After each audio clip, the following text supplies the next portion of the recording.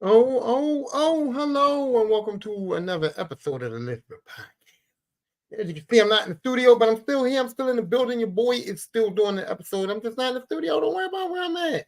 Worry about what I'm doing. This is the Listener Podcast episode, and I'm here, and that's all you need to worry about is me being here. Also, the co-host is here. The co-host is here. You can see him, and he's already contributed, as you can see. It's already been contributed. And I was supposed to have a guest today.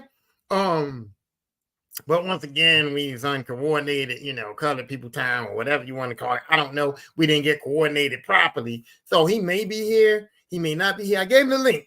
So if he hits the link and he shows up here and he can get busy in here, he can get busy in here. If he doesn't, the show must go on, you know what I'm saying? One monkey don't stop no show, and don't. He's black. But I ain't calling him a monkey. I'm just saying that's the thing. One monkey don't start no show. So don't act like, you know what I mean? Don't act like, I'm calling him a monkey or anything. I'm just saying one monkey don't stop the show as saying. But if he shows up, I'll bring him in and he can talk and say what he needs to say. If he don't show up, we still gonna have this motherfucking episode and we still gonna get busy with it. Now, today's episode is entitled Noisy on My Set. Yeah. That's what it's entitled. It's entitled Noisy on My Set.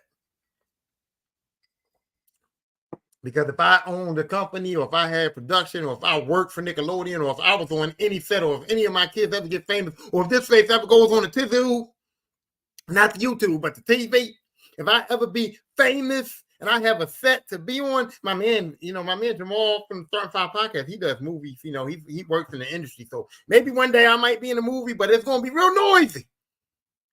It's going to be real noisy on my set if somebody gets to fucking with these kids, okay? It's going to be noisy on my set. It was quiet on Nickelodeon set. That's what I'm getting to, because Nickelodeon had quiet on the set, the Nickelodeon documentary thing, and it was real quiet on their motherfucking set. But my set will be noisy if anybody on my set, anybody in my production, anybody in the studio that I'm working in and working for, working with, decides to do anything with these kids, it's going to be noisy. And I don't know if that noise is going to be or that noise is going to be me talking, me putting it out there, me saying what the fuck is going on, or, that noise could be, y'all know what I'm talking about. Because if it's one of my kids, it might, that shit might escalate. That shit might go somewhere y'all don't want it to go, you know what I'm saying? But also, y'all know me. Y'all know I'm very opinionated. Y'all know that I keep it the fuck 100. So y'all know that I'm not about to come on here and sugarcoat my shit. I'm not about to come on here and lie about how the fuck I feel about that whole documentary. So we gonna go into it. And some of y'all ain't gonna like it. Some of y'all ain't gonna like it. I got a drink for that.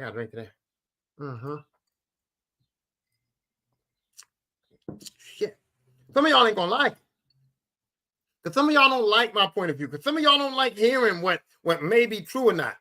You know what I mean? Y'all get these ideas in y'all head of what y'all think people have done, what y'all think people should have done, what y'all think people are and how people are and how they live their lives and all that. Y'all get all these ideas in y'all head based on some facts, but also based on a lot of bullshit. And I almost fell victim to it. You know what I mean? They say don't judge a book by its cover. I already know all that because I'm an ugly motherfucker. Y'all be judging me. Y'all think I'm corny, whatever. Y'all think I'm judge a book by its cover has affected me. But what I'm saying to you guys is that y'all based a lot of stuff that y'all said on stuff that y'all didn't even know. A lot of people who I talked to, a lot of people who I heard mention this, a lot of people who crucified Dan Snyder and said all this shit, it's easy to see. You didn't watch the documentary at all. You didn't watch the documentary at all. You know how I can tell you didn't watch the documentary? Because some of the shit you were saying, after I watched the documentary, I was like, well, this ain't that. This ain't that.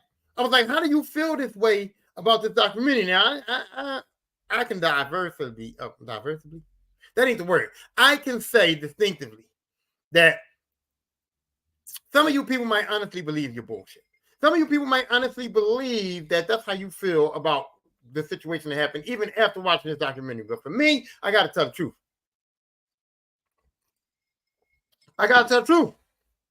And I don't think that I have the same sentiment that a lot of you people have about this documentary. First off, First off, let me start with not the big story. Let me start with the little shit. Okay? Every single child actor or actress has these stories. Every single child actor or actress has these stories about how their life was fucked up, how it was hard for them, how they was treated this way, treated that way, treated this way, and all this and all that. So it ain't just Nickelodeon. That's number one. Everybody trying to act like, oh my God, Nickelodeon was so terrible. This is Hollywood in general. This ain't just Nickelodeon. This is Hollywood in general. You know what I mean? Child actors get treated bad. Child actors end up with mental abuse. Child actors end up on drugs and stuff like that. There are child actors right now that was fucked up that wasn't on Nickelodeon. You know what I mean? There are child actors right now that wasn't fucked up, wasn't on Nickelodeon. Jodie Sweetin from Full House was fucked up. Drug addict, fucked up individual. She wasn't on Nickelodeon. She was fucked up from her lifestyle Full House. You know what I mean? So Macaulay Culkin. You know what I mean? There's a lot of child actors that's been in fucked up situations that did not come from the Nickelodeon situation. So for y'all to sit up here and be like, wow, we're shocked. Wow, Nickelodeon was so fucked up. Wow, oh my God, oh my God, oh my God. Like, this ain't no oh my fucking God moment. When people said this documentary was out, I didn't watch it because I was like, oh my fucking God, Nickelodeon is terrible. The child actors, oh no. I wasn't like that. Okay, because I already know child actors been through some shit. Mostly a lot of them. Movie stars, TV stars, a lot of child actors go through some shit. So I wasn't like, oh my God, Nickelodeon's bad. No. You know what I mean? I was like, I was a little bit curious. I was like, well, what happened at Nickelodeon? You know what I'm saying? But I didn't expect it. I also wasn't on the other side of it. I wasn't on the other side of it like, oh my God, Nickelodeon is great. I can't believe nothing happened at Nickelodeon because nothing ain't great in Hollywood. Nothing ain't great. Y'all understand that even with the adults, shit is not great. The Me Too movement was about shit like this happening to women throughout Hollywood. It wasn't just one studio. It wasn't just one person. Me Too movement has happened throughout Hollywood to women. Okay, sexism has happened throughout Hollywood to women. Sexual abuse, sexual assault has happened throughout Hollywood to women. It's happened in WWE. Vince McMahon just got caught up with sexual assault shit, sexual abuse shit. This kind of shit that's in this Nickelodeon shit goes on everywhere in Hollywood. Everywhere in Hollywood. So it wasn't shocking. I wasn't shocked and appalled and fucking all absorbed in that shit because I already know. Plus, you do your research. We've talked. I mean, well, we ain't talked, but I've had conversations about Dan Snyder before. I've heard about Dan Snyder before this thing came out. Okay, I didn't hear about the Drake Bell situation, but I heard about Dan Snyder before this thing came out. You know what I mean? And you hear things before this kind of shit comes out. And I read what's her name? Jeanette McCurdy. I read her book. Before I fucking watched this fucking documentary. So I knew how she felt about the situation. And even reading her book. Y'all didn't read her book. Because if y'all read her book, y'all would understand that the way she felt about the situation is not exactly what y'all talking about in this documentary. Okay. So first of all, before I go into anything else, I'm going to get the hard part out the way. I'm going to get the real hard part out the way. And it's difficult. This is the hard thing for me to say. This is the hard part. This is the hard way for me to go into this. But I'm not about to sit up here and crucify and destroy and humiliate and be appalled by and fucking do all of that shit that y'all doing to my man Dan Snyder. I'm not about to do it right now. I'm not about to do it. And I'm not going to destroy Dan Snyder because the simple fact of the matter is Dan Snyder might not be what y'all saying he is. And I ain't saying everybody. Some people is rational. Some people watch the show and actually realize what they were doing. Some people listen. Some people watch the documentary. Some people read the books and followed up on the material and understood what was going on. But for the people that I talked to that tried to tell me that Dan Snyder was some kind of sexual predator, that Dan Snyder was fucked up with these kids, that Dan Snyder was this despicable person that deserves to be in prison, and all this crazy shit that y'all said about him, that's not my sentiment. That is not how I feel about Dan Snyder. And after reading Jeanette McCurdy's book and after watching that documentary, I still don't. That documentary and her book did not change my mind. Well, it did. It actually did change my mind. Because before I read her book and before I watched that documentary, I thought Dan Snyder was a piece of shit. And he is, but it's different kinds of shit.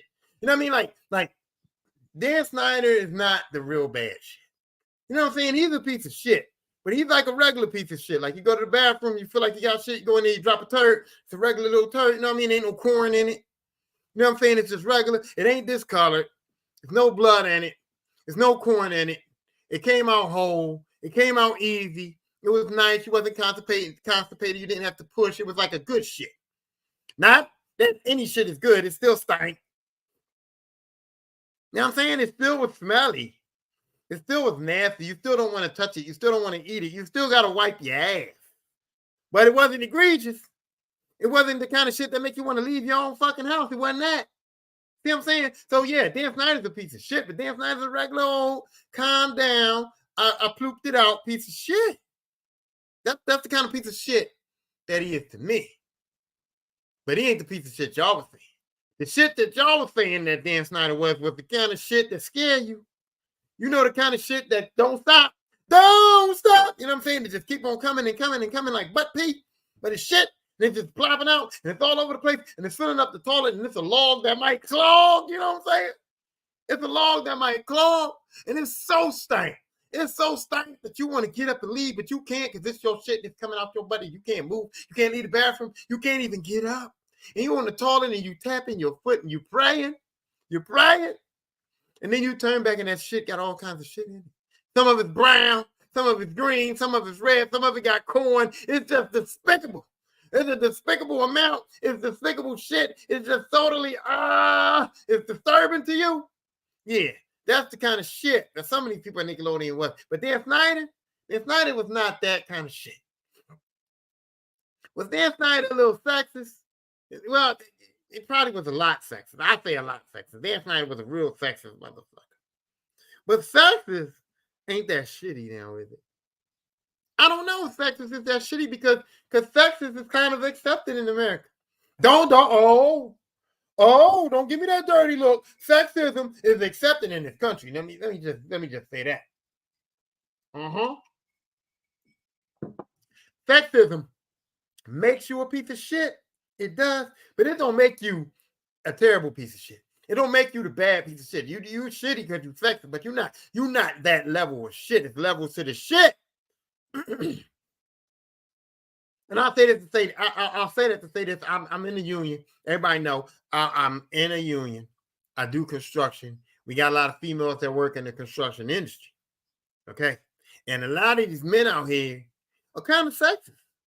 They don't mean to be. Some of them don't mean to be. Some of them it ain't egregious. Some of them it ain't nasty. It ain't hateful. It ain't nothing. But you still a piece of shit for the way you're thinking. But it's not that bad. But you is sexist. Because some of them will go, hey, that girl ain't, she's not going to be able to do this, what I'm doing. Or, hey, I'm going to give that girl the easy job because, she's a lady. You know what I mean? And you think like, maybe their heart has good intentions to say, hey, she's a female. I don't want her doing this. This is dirty. I don't want her doing this. This is hard. I don't want her doing this. This might fuck it up. I don't want her doing this, that, that. But that's sexist as fuck. If she's a female I ain't working with me, she should be able to do whatever the fuck I'm doing too. Now, I admit she might not be as strong as me, so if I go to pick something up, maybe I can pick something that she can't pick up. But if she can't pick it up, she can't pick it up, but that don't mean she can't do her job. That don't mean that it doesn't have to be her job. Most of the things that I pick up, a woman can pick up. And besides that, I know some motherfucking men that can't pick up what I can pick up because, I'm strong. I'm strong. I work out. I keep my body like, at least half decent. I can pick some shit up. I'm not big for nothing. I'm not that big. I mean, I'm not small, but I'm not big for nothing, though. You know what I'm saying? I can pick some shit up. There's some girls out here that can pick some shit up, too. You know what I mean? So, but it is kind of sexist the way they treat them out in the construction industry. I've seen it. I've seen them treat them a little sexist. I've seen them look at them a little bit, I've seen them sexualize them too. We sexualize women all the time. I'm guilty of it. I look at them. I go, oh, she look nice. I sometimes say, oh, I wonder how she looked like without her construction clothes on. You know what I mean? But it's a natural thing. I could be considered a little bit shitty. I could probably be considered a little bit shitty, but I'm an asshole. Everybody know me. No, I'm a little bit of a shitty person too myself. Like I don't claim to not be, shitty, but I'm not that bad. I'm like two little turds. something. Yeah, you know what I mean? But anyway, I'm saying women are sexualized all the time. And women are treated, and sexism is a part of this country. Like, and we've heard about it for years and years and years and years and years. We haven't never had a woman's president. You know what I'm saying? A lot of companies, they don't let women get promoted, and then when women do get promoted, it's you know, she must have been she was hitting that golf 3000 on somebody to get her job. We do it all the time, a lot. It's been going on in America a lot. So therefore, the sexism part, yeah, it makes them a piece of shit, but it ain't that bad of a piece of shit. I know I sound bad saying that, but I know it's supposed to be terrible, but it don't feel that terrible because we've been doing it. We've been knowing about it. We've been going through it for years. And like I said, some people, it's not an intentional hateful thing. It's just you, as a man, when a woman's working in a predominantly male industry, as a man, you kind of feel like, hey, she's not supposed to be here. How did you get here? No woman's supposed to be here. You know what I'm saying? So it's just a natural thing. But some sexism occurs. Now, with Dan Snyder, a real motherfucking sexist, yes. What he did to those writers was fucked up. To have female writers splitting salaries was fucked up. I was like, dang. You got men writers getting paid this much. You got female writers getting paid the same amount of men, but it's two of them. They got to split their salary. And then I'm like, I'm not victim blaming, but I'm like, you guys wasn't good enough to renegotiate that shit. I mean, it was Nickelodeon that big that you said, hey, I gotta sell myself short. That you said, hey, I gotta like not know my worth. That you said, hey, I gotta like, you know what I mean? I gotta take whatever Nickelodeon is offering me because it's Nickelodeon. You know what I'm saying? Or was you like the type, these women with the type to say, hey man, listen, kicked in the door, waving the 4-4, you know what I'm saying? I get my foot in. All I gotta do is get my foot in and I'm gonna be all right because I'm that good that I just gotta get my foot in and I'm gonna be all right. I don't know. But for me, I you know, it's hard for me to say that I would have accepted that. For me, I would have been like, yo, what the fuck? You know what I mean? But they accepted it. They accepted it, but I'm saying I don't know them women mindset at the time that they accepted it. That they both were like, they both were kind of like, they felt enthusiastic. They both feel like, hey, it's Nickelodeon. We gonna get in here. We gonna write some good shit, and we gonna write these kids shows, and we gonna help these kids, and we gonna make it. We gonna come up. We gonna come up. We gonna get writers credit on these shows. We gonna come up. They probably had good intentions. They probably thought this ain't gonna be long. Eventually, we gonna get our money. Eventually, things gonna be right. Eventually, our talent's gonna shine through. Eventually, our work is gonna be seen and whatever. So for them to have enough confidence in themselves, I commended those women. I was like, damn, because I don't know, couldn't be me.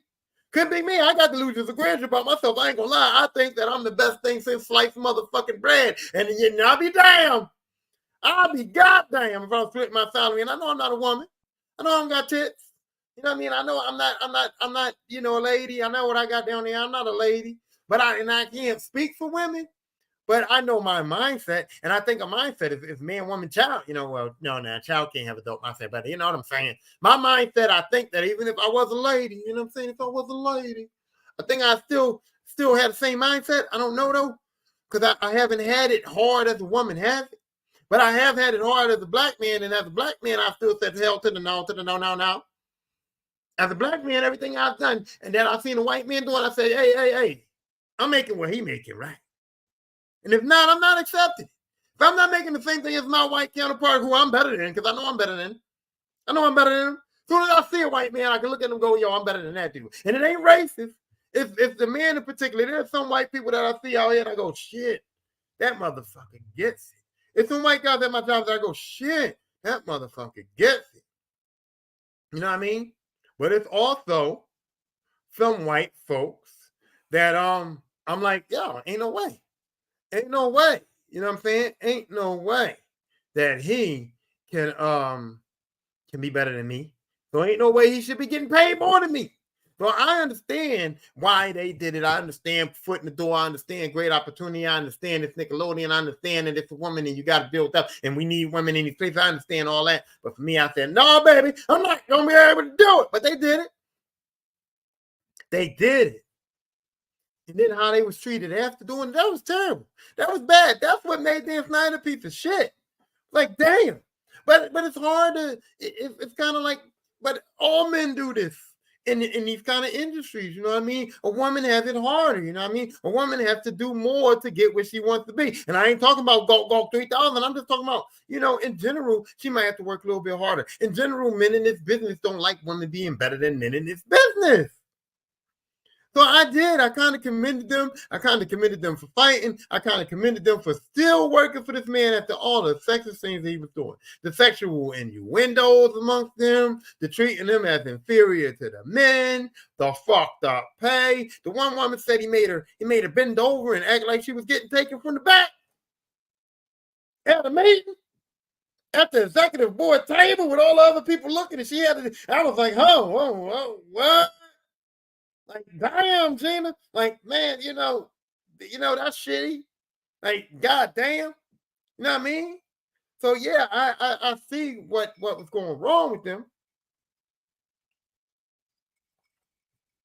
And then I also was like, when the girl got fired, when she implied that Dan Snyder wasn't giving out them bonuses or them bets or whatever he was doing, he was betting them stuff. He would bet them money on something, and then they would do it, and then he didn't get the money, and she made a joke about not getting the money one time from that bet, and he fired her ass. I was like, damn, Dan. Like, damn, you serious as fuck on these ladies, man. Like, what? Like, chill out. Like, fall back on that. Like, what the fuck is going on, right? That's how you feel about it. It's bad that she got fired or whatever. But the other woman didn't stand up for her. The other woman said, I feel sorry for her. I feel sorry that she had to bend over and act like she was taking it from the back. I feel sorry that she got fired because she acknowledged that Dan Snyder made her do something for some money and didn't ever give her the money. I feel sorry for him, I feel sorry for her. But I'm keeping my job. I'm staying here. I'm still going to work for this man. I'm still going to work for Nickelodeon. Even though my female counterpart is fired. Now she probably, and you try to act like it ain't about money. But your female counterpart was fired. And now I'm pretty sure she was sitting there going, ooh, that means I'm going to get my whole check. You know what I'm saying? You were splitting the money. What? Oh, now that means I'm going to get my whole check. That means all of my money coming home. You know what I mean? So I don't know if she was like legit in her comments. I don't know if she was like legit in the way she felt. And then I had beef with her. I did. I had beef with her. And then once again, don't accuse me of victim blaming. I'm not blaming the victim, but I'm saying that when you have a chance, when you have an outlet, when you have a voice, like I said, it'd be real fucking noisy on my set. Real fucking noisy, because when she decided to make some noise, when she decided to talk, when she decided to speak out, when she got in trouble, and she wasn't getting her worth after she'd been there all that time, after she went through all that stuff, after she didn't have a friend and the other writer's back, because she didn't really have her back, did she? You stayed there. But hold on though. But when you was ready to sue, when you had enough, when you was ready to be out, you called her. You called her up and said, hey, I'm about to sue this company. I'm about to sue Nickelodeon. I'm about to sue Dan Snyder. It was fucked up what he did to us.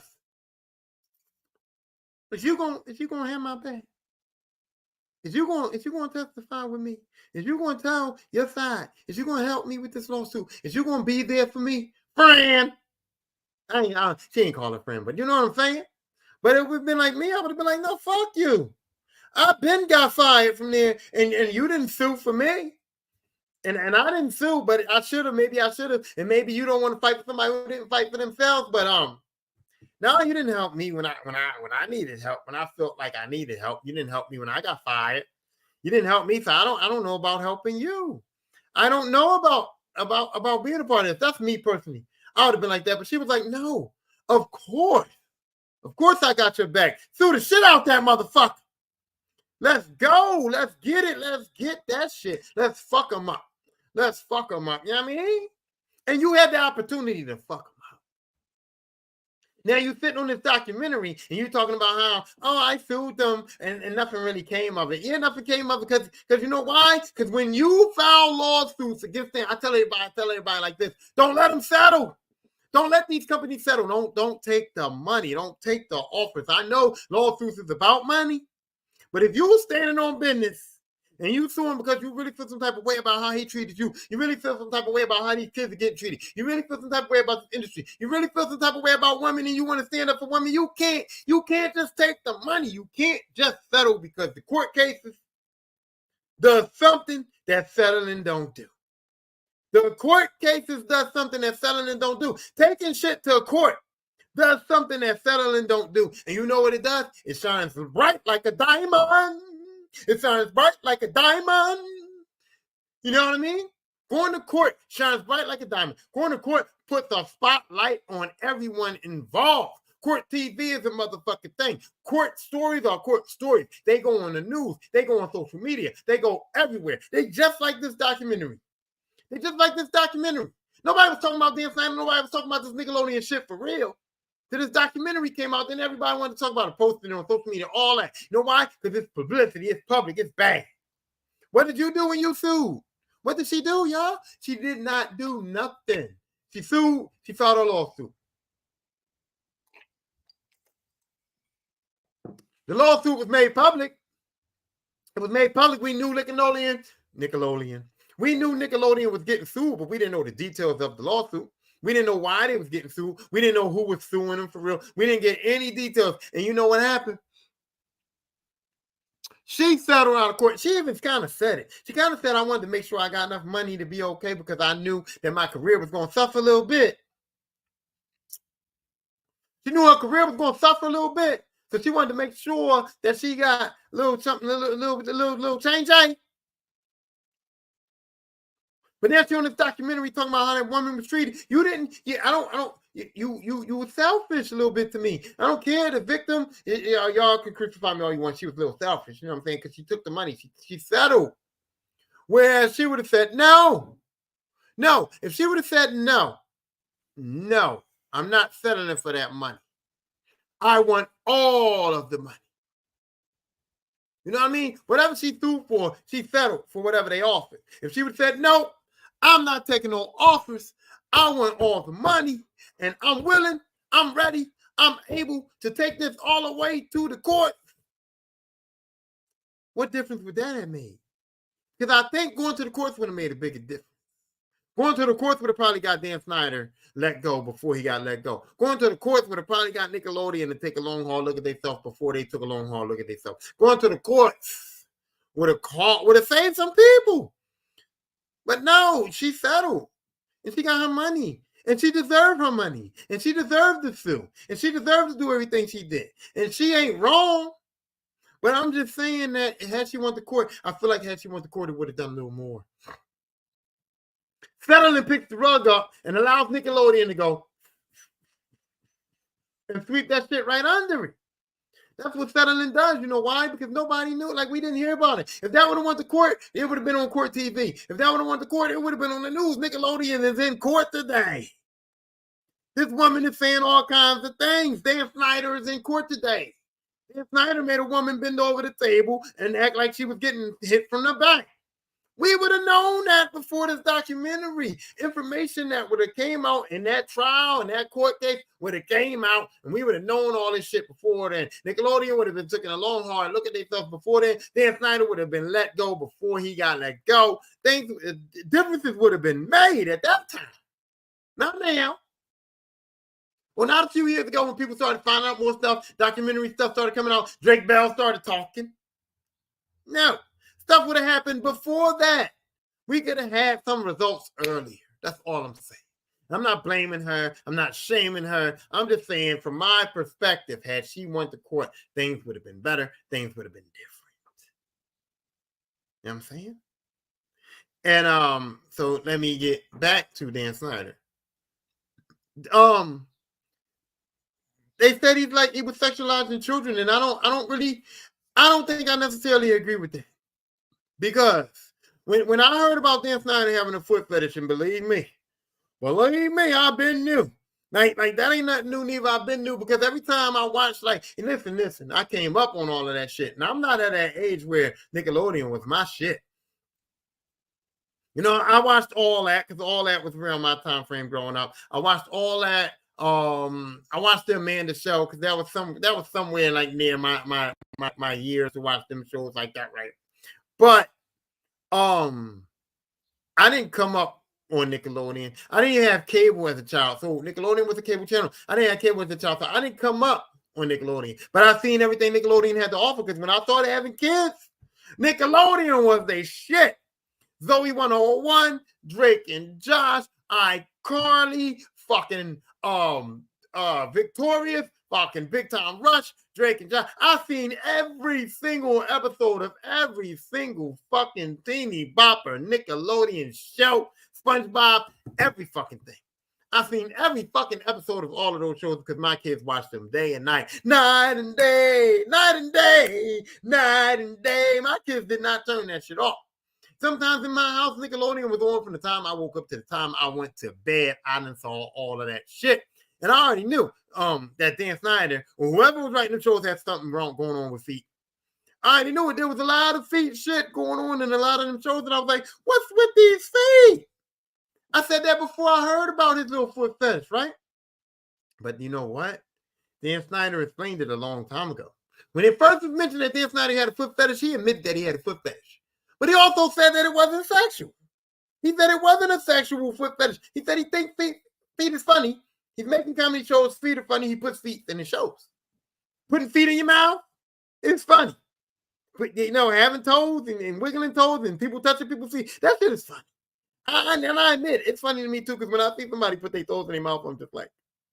And when I was a kid, I used to bite my own toenail, so I kind of like, it's not sexual to me.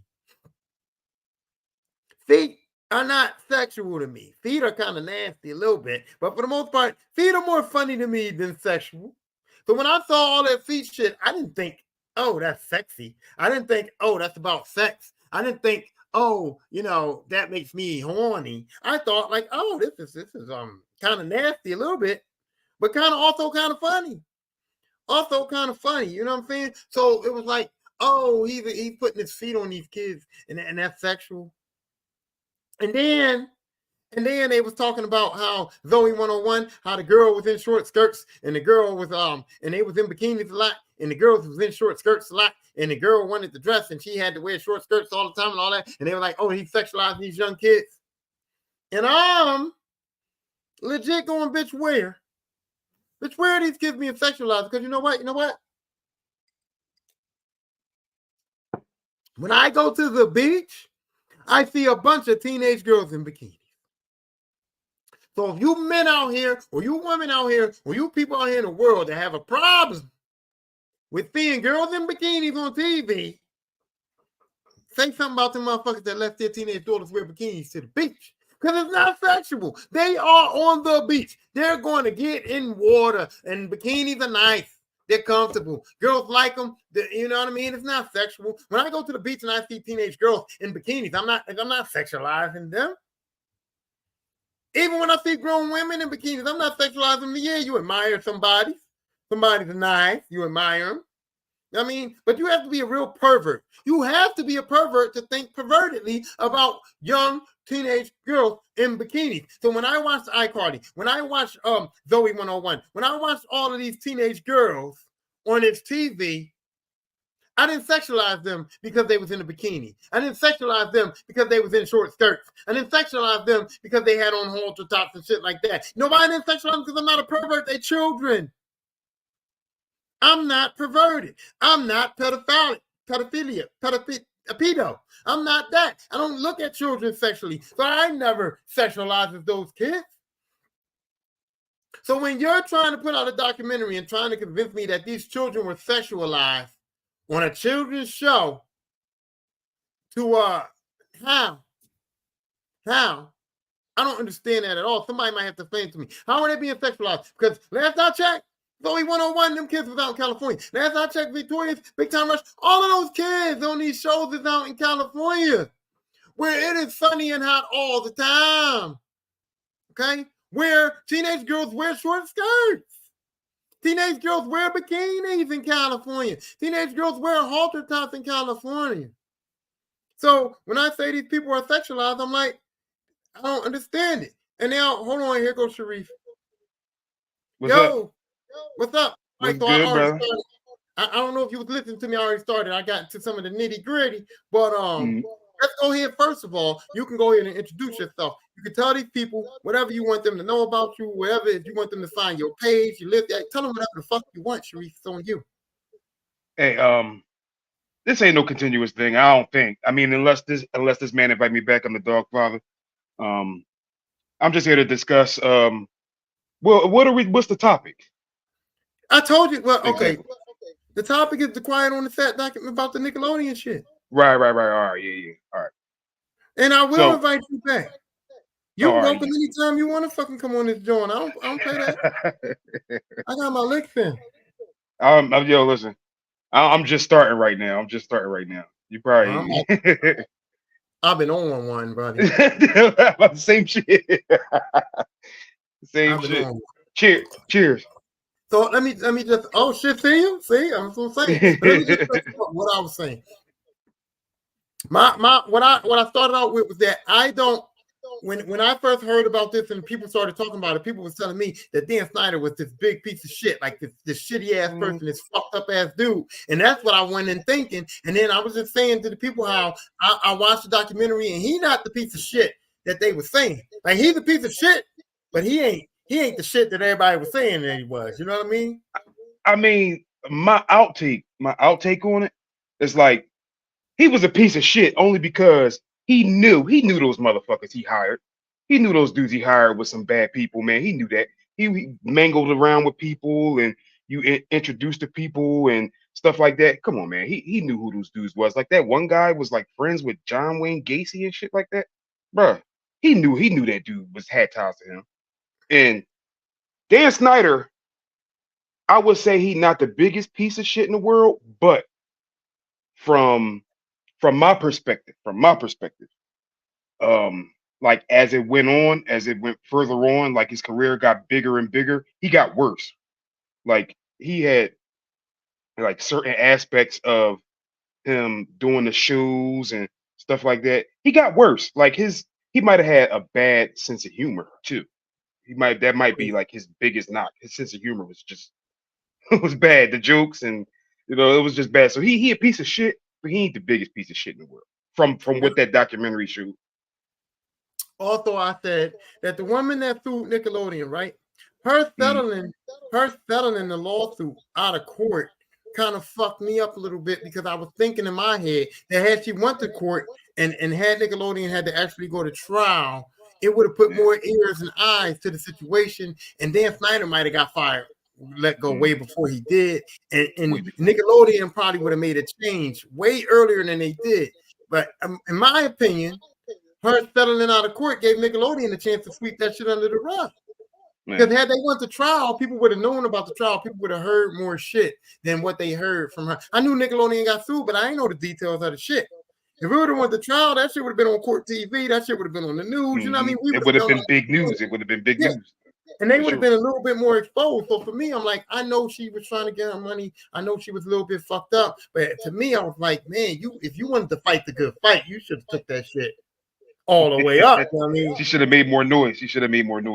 Yeah, that's what I was thinking. What you think about that? I mean, she's part of the reason that everybody she brought light to it at least. I mean, maybe she could have did more. But I mean, you got to think like those companies, they want money. They don't care. That guy was producing shows.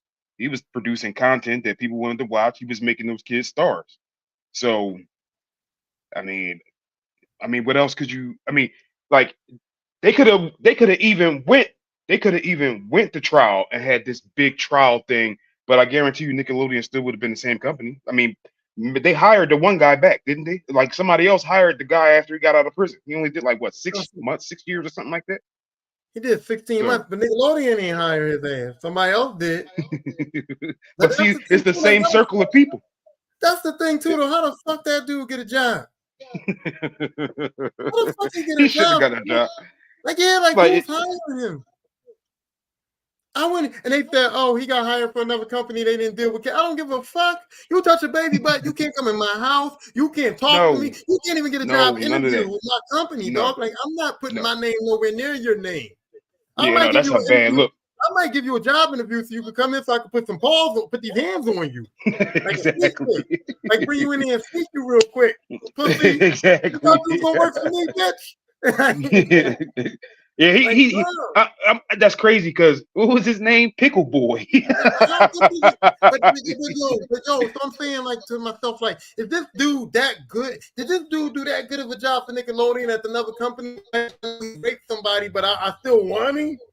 Yeah, he What the did horrible shit to that dude, to that kid. That kid, he did you know what I mean? horrible shit to him. Like, Like he don't deserve to live for real, for real. Like he I'm, don't deserve to live. I always said, if you're a pedophile and you went to prison, every Friday you should be put in a UFC cage with a bunch of dads. With a bunch of dads with 4-ounce gloves on. If you come out, you come out. If you don't, you know. Beat The the fuck, dog you know shit what I out. mean? Yeah, you don't come out, you don't come out, bro. You know what I mean? Every Friday up, you get ready for your ass whooping, boy. That'd be my justice. That'd be great. I'd like to Or see better that. yet, put you in there This with some country of not them. progressive like that. And then Saturday, if you come out on Friday, Saturday, you got to go in with all the booty bandits. He might like that though. He might like Oh, he that. ain't gonna like it. Pickle boy like that. He like giving it out. We gonna see if he like taking it in. You know what I'm saying? Pickle boy Well, like that. That was his dream. When he was in jail, he probably loved oh man. it. So okay. So what do you think about this too? Right? People were saying that in the documentary they were saying that the girls was wearing skins like short skirts, small clothes, Yeah. bikinis and stuff like that, and they said that was sexualizing them. Now my opinion on that is you only sexualizing people looking at you sexually. First of all, it's a kid's show. Right. So if kids Right. is watching, kids ain't sexualizing them girls. And like Exactly. I said, I watched all they girls shows they with my age. daughters. Like, I watched all the shows with my daughters. I didn't sexualize none of them kids. I didn't no. look at them in bikini and go, oh, you know, Cardi is Yeah, sexy. man. So That's crazy because kids now, like, you gotta think like still now to this day, those Catholic schools or those schools that the kids, the little girls still wear those schoolgirl uniforms. You know what I mean? How people sexualize that schoolgirl uniform thing, like that's perverted. Like, why would you sexualize that? Like, it's a little girl going to school. Like, what's so sexy about that? That's crazy. And last I seen all them shows, these broads, all these shows is based in California where it's hot all year round. You telling me that these girls don't dress like that? You telling me that that girls in California, teenage girls don't wear halter tops, they don't wear bikinis, they don't wear short skirts? Right. So if it's sexualizing them, to have them in those clothes on TV, then what about when you go to the beach? Exactly. You see that shit on the beach. You see that shit at the mall. So how is it sexual? That's fucking weird. So when they were saying that was sexual, I was like, that's only sexual to some perverted motherfuckers, because that shit ain't sexual to me. No. And you got kids. I mean, I got grandkids. So my grandkids is getting older. So my one granddaughter, she's like almost 6 foot. She's tall for a girl. And I'll be damned if anybody look at my granddaughter. I'll be fucking damned. You better the fuck not. But it ain't. It's crazy. But here's my thing. It's not sexy to me. No. So the only people that this possibly that possibly could be sexual to is fucking perverts. Pretty much. So how is Dan Snyder a pervert because he's putting girls in bikinis that live in California? Now listen. Now how would some of the jokes? No, time out. Think about this. No, think about this. Some of the jokes was bad. Some of the jokes were bad. But hold on. But think about this, Reese. Think about this. What if they was in California and he had them fully clothed, long sleeve shirts and sweaters and shit like that? We'd be like, damn, they hot as shit out there. You know what I mean? It wouldn't make sense, right? It wouldn't make sense. And understand that they're kids, they're teenage girls, so like you gotta let them do and be how they're gonna be. But some like, what's the one show where what was the one with Ariana Grande where she was like hanging upside down on the bed? And that was bad. That was bad. That was bad. It was. But when I saw it, hold on, it was bad. I ain't gonna lie. But it had to be pointed out to me. When I originally saw it, I didn't think it was bad. Cat played a stupid character. Cat would literally the cat would have did something like that. Yeah. I mean, that's how I saw it. When I watched that show and I saw the episode, I said, "This girl is dumb as fuck." I never sexualized it, but then when they said, "Oh, this shit was sexual," when I looked at it again, I was like, "Oh shit, that was kind of bad, right?" But here's the It's kind problem. of bad. Yeah, but kids don't know that. Yeah, So I'm kids don't know saying that. That's not Dan what kids Snyder paying might have attention had to. that. I'm saying Dan Snyder and the people in Nickelodeon that did that in the office, they might have had a little watch, we gonna make this to come shot or whatever. But we didn't know that as the audience. We didn't know that. But And the kids on the he show wasn't. didn't know that doing it. The kids on the show didn't know that doing it, and my kids still don't know. Well, some of them, yeah, they might know. They might know by now. Oh yeah, Kobe might know. But, you know what I mean? But so at the time it was happening, nobody knew. Now they saying that behind the scenes, Dan Snyder made it as a joke, but that's he say she say because we don't know if he really meant that as a joke or if he just naive or stupid or whatever. But I never sexualized that shit. You know what's crazy too? Like, you know for a fact, that's just like touching the iceberg what they showed on that documentary. That's just touching the iceberg. Because you got to think, look at all the shit Diddy going through with all this trafficking and the ST trafficking, the S trafficking, or whatever. You got to think, like, it's more shit going on than they showed in that documentary. That documentary was, what? Altogether, it was what, 4 hours? You got to think of how much shit really went on. Like, that's not even, like, so Dan Snyder's a big piece of shit. And Yeah. the people that he hired was pieces of shit too. Now, you got to think of how many other people he hired that they didn't talk about. I mean, they only had 3. They only found 3, but how many of those dudes was, how many, like that one guy, he was like Christian, and he wrote like God bless you in the book, and he turned out to be a whole pedophile. But you Praise know God, I'm touching kids. Like, what in the world? And you know what's the real fucked up thing about it is, for me, it was like you got these teenage girls that are very attractive. Now listen, I'm not a pervert. As a grown man, you know. No, they were pretty. They were pretty little girls. Even the boys too. No, the boys too. I mean, like all of these kids was attractive. Them kids were big. They was nice looking kids. They was attractive. They was all attractive. Yeah, they were nice looking kids. Nice looking kids, right? Yeah.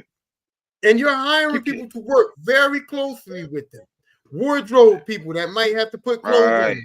People that see might them when have they underwear and people that teach them, how to talk. People that like these kids were spending more time in the studio than they were spending at home with their parents, right? So isn't it your responsibility to screen the folks that's going to be around these fucking kids like that? It's the parents' fault too, though. Those dumbass parents. That one dad, he was on his ass. He was on that dude's ass. The only reason that happened to that guy, that kid, what's his name? The one that got like assaulted. Yeah. The only reason that happened because the mom let it happen. The mom let it happen. I mean, you know how that is too, Sharif. Like we not even like I don't like we have sons and daughters, right? But you know how that is. That's not even just like son and father shit. Yeah, no, that's just regular man shit. Like, when we was younger, if I saw a grown man putting his hand on your shoulder, even though you weren't my son or nothing, but you was my young boy, like I looked out for you because we was in the same, we grew up together. You know what I mean? We was younger, right? Yeah. If I saw a grown man with his hand on Sharif's shoulder, I'd be like, yo, like, why you touching my man like that? The fuck is you doing? Yeah, like why you on my young I'm glad. shoulder? I'm glad. Why the fuck is you caressing? You know what I mean? Why the fuck is you caressing my young boy? Like, that the fuck up. I mean, so it ain't even. It was as a dad and as men, we know how men touch people. Mm-hmm. So the dad was looking at this motherfucker and saying, "Hey, touching him like a girl. This man is touching my son a little funny." Yeah, that's crazy. It's the mom's. It was the mom's fault. Yeah, but then the dad was like, "I don't want to fuck up my relationship with my son. I don't want to fuck up his job." So I just kind of like let it happen. I just kind of like bowed out when the mom said I wasn't his manager no more. I let it go, and look what happened to him. And the mom is fucked up because the dad said, "Listen, I'm not going to be the manager." Yeah. He said, "Watch him. But watch that motherfucker over there. Watch that motherfucker over there." And the mom's response to the dad telling her to watch that motherfucker is, "Here, son, go spend the night at that motherfucker's house." It's a fact. It's a fact. It's a fact. Go ahead, son. Go ahead, get raped. Oh my God. She led him to the slaughter. She I led him to heard the that. slaughter. It's what? She led him to the slaughter. That's fucked up. Yo, I'll never talk to my mom again. She put me in that And situation. I'll never talk to her again. And Jeanette McCurdy was talking about how that she, because of her mom and her family, she felt pressured to have to keep that job. She felt pressured to keep working. She felt pressured to keep making that money. And that's bad. Because Drake felt so pressured that he was letting this man rape him to keep his job because he had to be the star. Exactly. He didn't want to say shit. It's fucked up. That's fucked up. I couldn't imagine how he felt. I couldn't imagine how he felt like you go to work every day knowing that this bad shit is happening to you every fucking day. Like, I couldn't imagine how that dude felt, man. Like, I don't ever want to be put in that position. Nobody want to be put in that fucking position. And you know what's funny about that though? When you say it's the parents' fault, it's the parents' fault. His girlfriend, no, because the boy Drake's girlfriend, mom is the one who exposed dude. Remember, he said he was. She saved his fucking life. My man she kept saved his fucking life. Yeah. Remember, he was like, she saved his life. And the boy kept calling me, and my girlfriend mom was like, don't no grown man don't call no teenage boy like that. Right. What the fuck are you doing? Yeah, that's what she was like. She got on that phone quick, like, what the fuck's going on? She saved his life. Yeah. I was like, see, but that's what I'm saying, though. As parents, we supposed to be able to peep that. Yeah. Especially like a woman would know the bullshit. Like, she been around men that every man want to fuck every woman. Every woman in the bar is gonna get looked at a certain way. So like, she should know. The mom should have knew. She didn't take care. Like, it's obvious. Like, he was just a cash cow to her. Like, that's the reason why she wanted to get rid of the dad, because the dad was vigilant. The dad wanted to watch over him and be there, and she like, no, fuck that. Like, she led him to the slaughter. Like, let him eat with wolves. Like, eating out of wolf. Like, that's fucking crazy. And even the black boy mom, right? The black boy mom that got him fired, right? She did. She saved her son. But I felt like after her son was, but her son. This is the problem I have with the black boy, right? His mom saved him. His mom was in there drawing, got him fired off the show, right? And he felt some type of way about his mom, about what his mom did, right? He was mad about it, right? But as a grown man, he's still on the documentary talking about he felt some type of way about what his mom did. So after you know that a motherfucking Drake Bell was getting raped, man, you should have called you should have went straight to your mama crib. Thank you. Thank you, Mom. Thank you, Mom. Because I was about to get that. You know what I mean? That's horrible. That's fucking horrible. But it's funny. The documentary talking about, and that ruined my relationship with my mom, and I'm in therapy about it right now. No, nigga. After I would have saw what happened to Drake, I would have been like, "Oh, Mom, you was right. Thank you so much. I love you." Right. We could have fixed it real quick because your mom loved the fuck out of you. And you she loved them. She loved them enough to be like screaming at everybody about everything. Like, if she ain't loving that wouldn't have been like, look what happened to Drake Bell. That's a prime example. But she loved him enough to be like, yo, fuck being a star, fuck this money. We can go live in the projects. I don't give a fuck. But nobody about to not to do nothing to my son. You know what I mean? That's funny. And he was just like, oh, I wanted the money. I wanted to be a star, and my mom fucked that up. Yeah, but you ain't think when that dick would have came out, what you would have wanted. You would have been calling for it. You'd have been like, Mommy, mom, help me, please. Well, I wasn't mad at her. I was mad at the son for like still acting like he had a problem with his mom. Right, being mad at mom. Like, it's cool. Sandra said, hey, y'all. What's up? She on here. She watching. She ain't never watched me before, but I know, right? That's fucked up. I've been doing this podcast for a long time. You ain't never said shit. Now Sharif on here. You gonna holler at a nigga? Right. The last time you talked to Sandra. No, your own sister, right? That's my sister on here. Fucking never hollered at me before, but now you on here. Now Sharif, some familiar faces. Oh, she familiar faces. She mad. I said her government name. What's her nickname? Shit.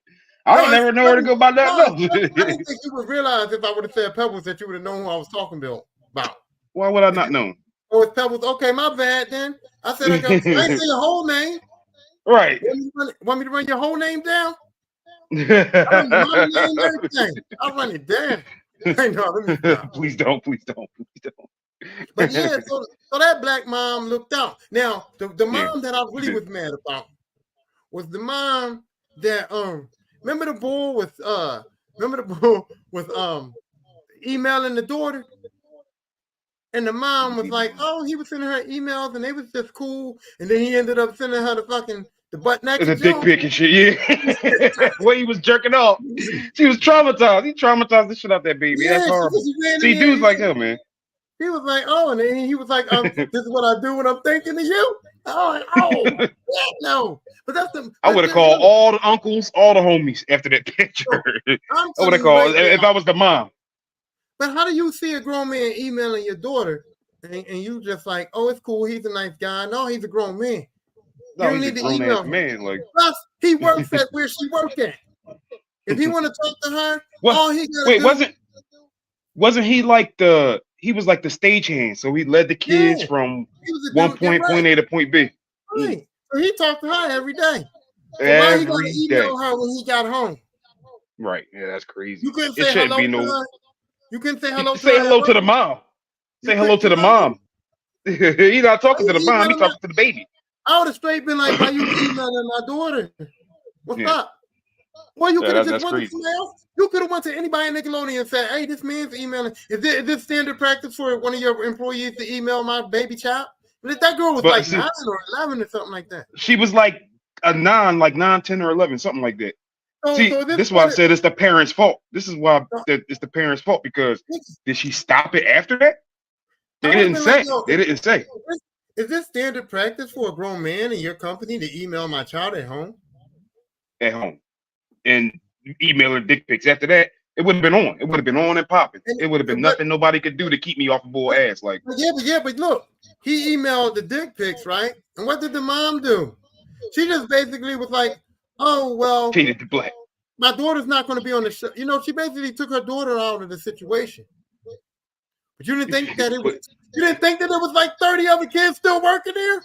Exactly. Like your daughter left, and he just, he was like JC. On to the next one. On to the next one. Exactly. That's what I'm saying. Like, you didn't even tell nobody though. Could you imagine if they went to warm bull the fuck up? They went to warm bull the fuck up. Like, they didn't even have to get the law involved. If they would have went to warm bull up, the question would have came, why they beat his ass like that? And then it would have been like, this nigga's a pedophile. This nigga's a weirdo. Like, I'll tell you like this, right? My young boy beat his ass. I'll tell you like this. My stepson, he told me, he came home to me and he told me that some 18-year-old kid choked him in the schoolyard, right? And so that's what he told me, right? So then when Brittany was like, come up to the school, we got to figure this out, we got to do something about it. She said, oh, you got to come up to the school. She didn't understand. I didn't want to go up to the school because I didn't want them to see me. Because I didn't want this to be a school issue. Because if you 18 and you choking my young boy, guess what? I know somebody that's 21 that's going to come choke your ass the fuck up. Exactly. You know what I mean? But once you go to the school and you talk to the principal and you talk to the teachers and they find the boy and they talk to his parents and stuff, now we had a loss. Mm-hmm. Now we got to handle it with the school. When I got to the school, guess who was sitting there in that room? The police. Mm-hmm. So now it's like, if I put paws on this dude, the police know our address. They're gonna come get me. So when they know who you are, all that. Yep. So when Brittany was all like, you didn't go to war, you didn't fight, you eliminated the war because you told the police. I'm not telling the police, dog. We pulling up. It could have been handled. We pulling the fuck up. We pulling the fuck up. It could have been handled. Outside the police gonna get called, like Dave Chappelle said, the police gonna get called on me.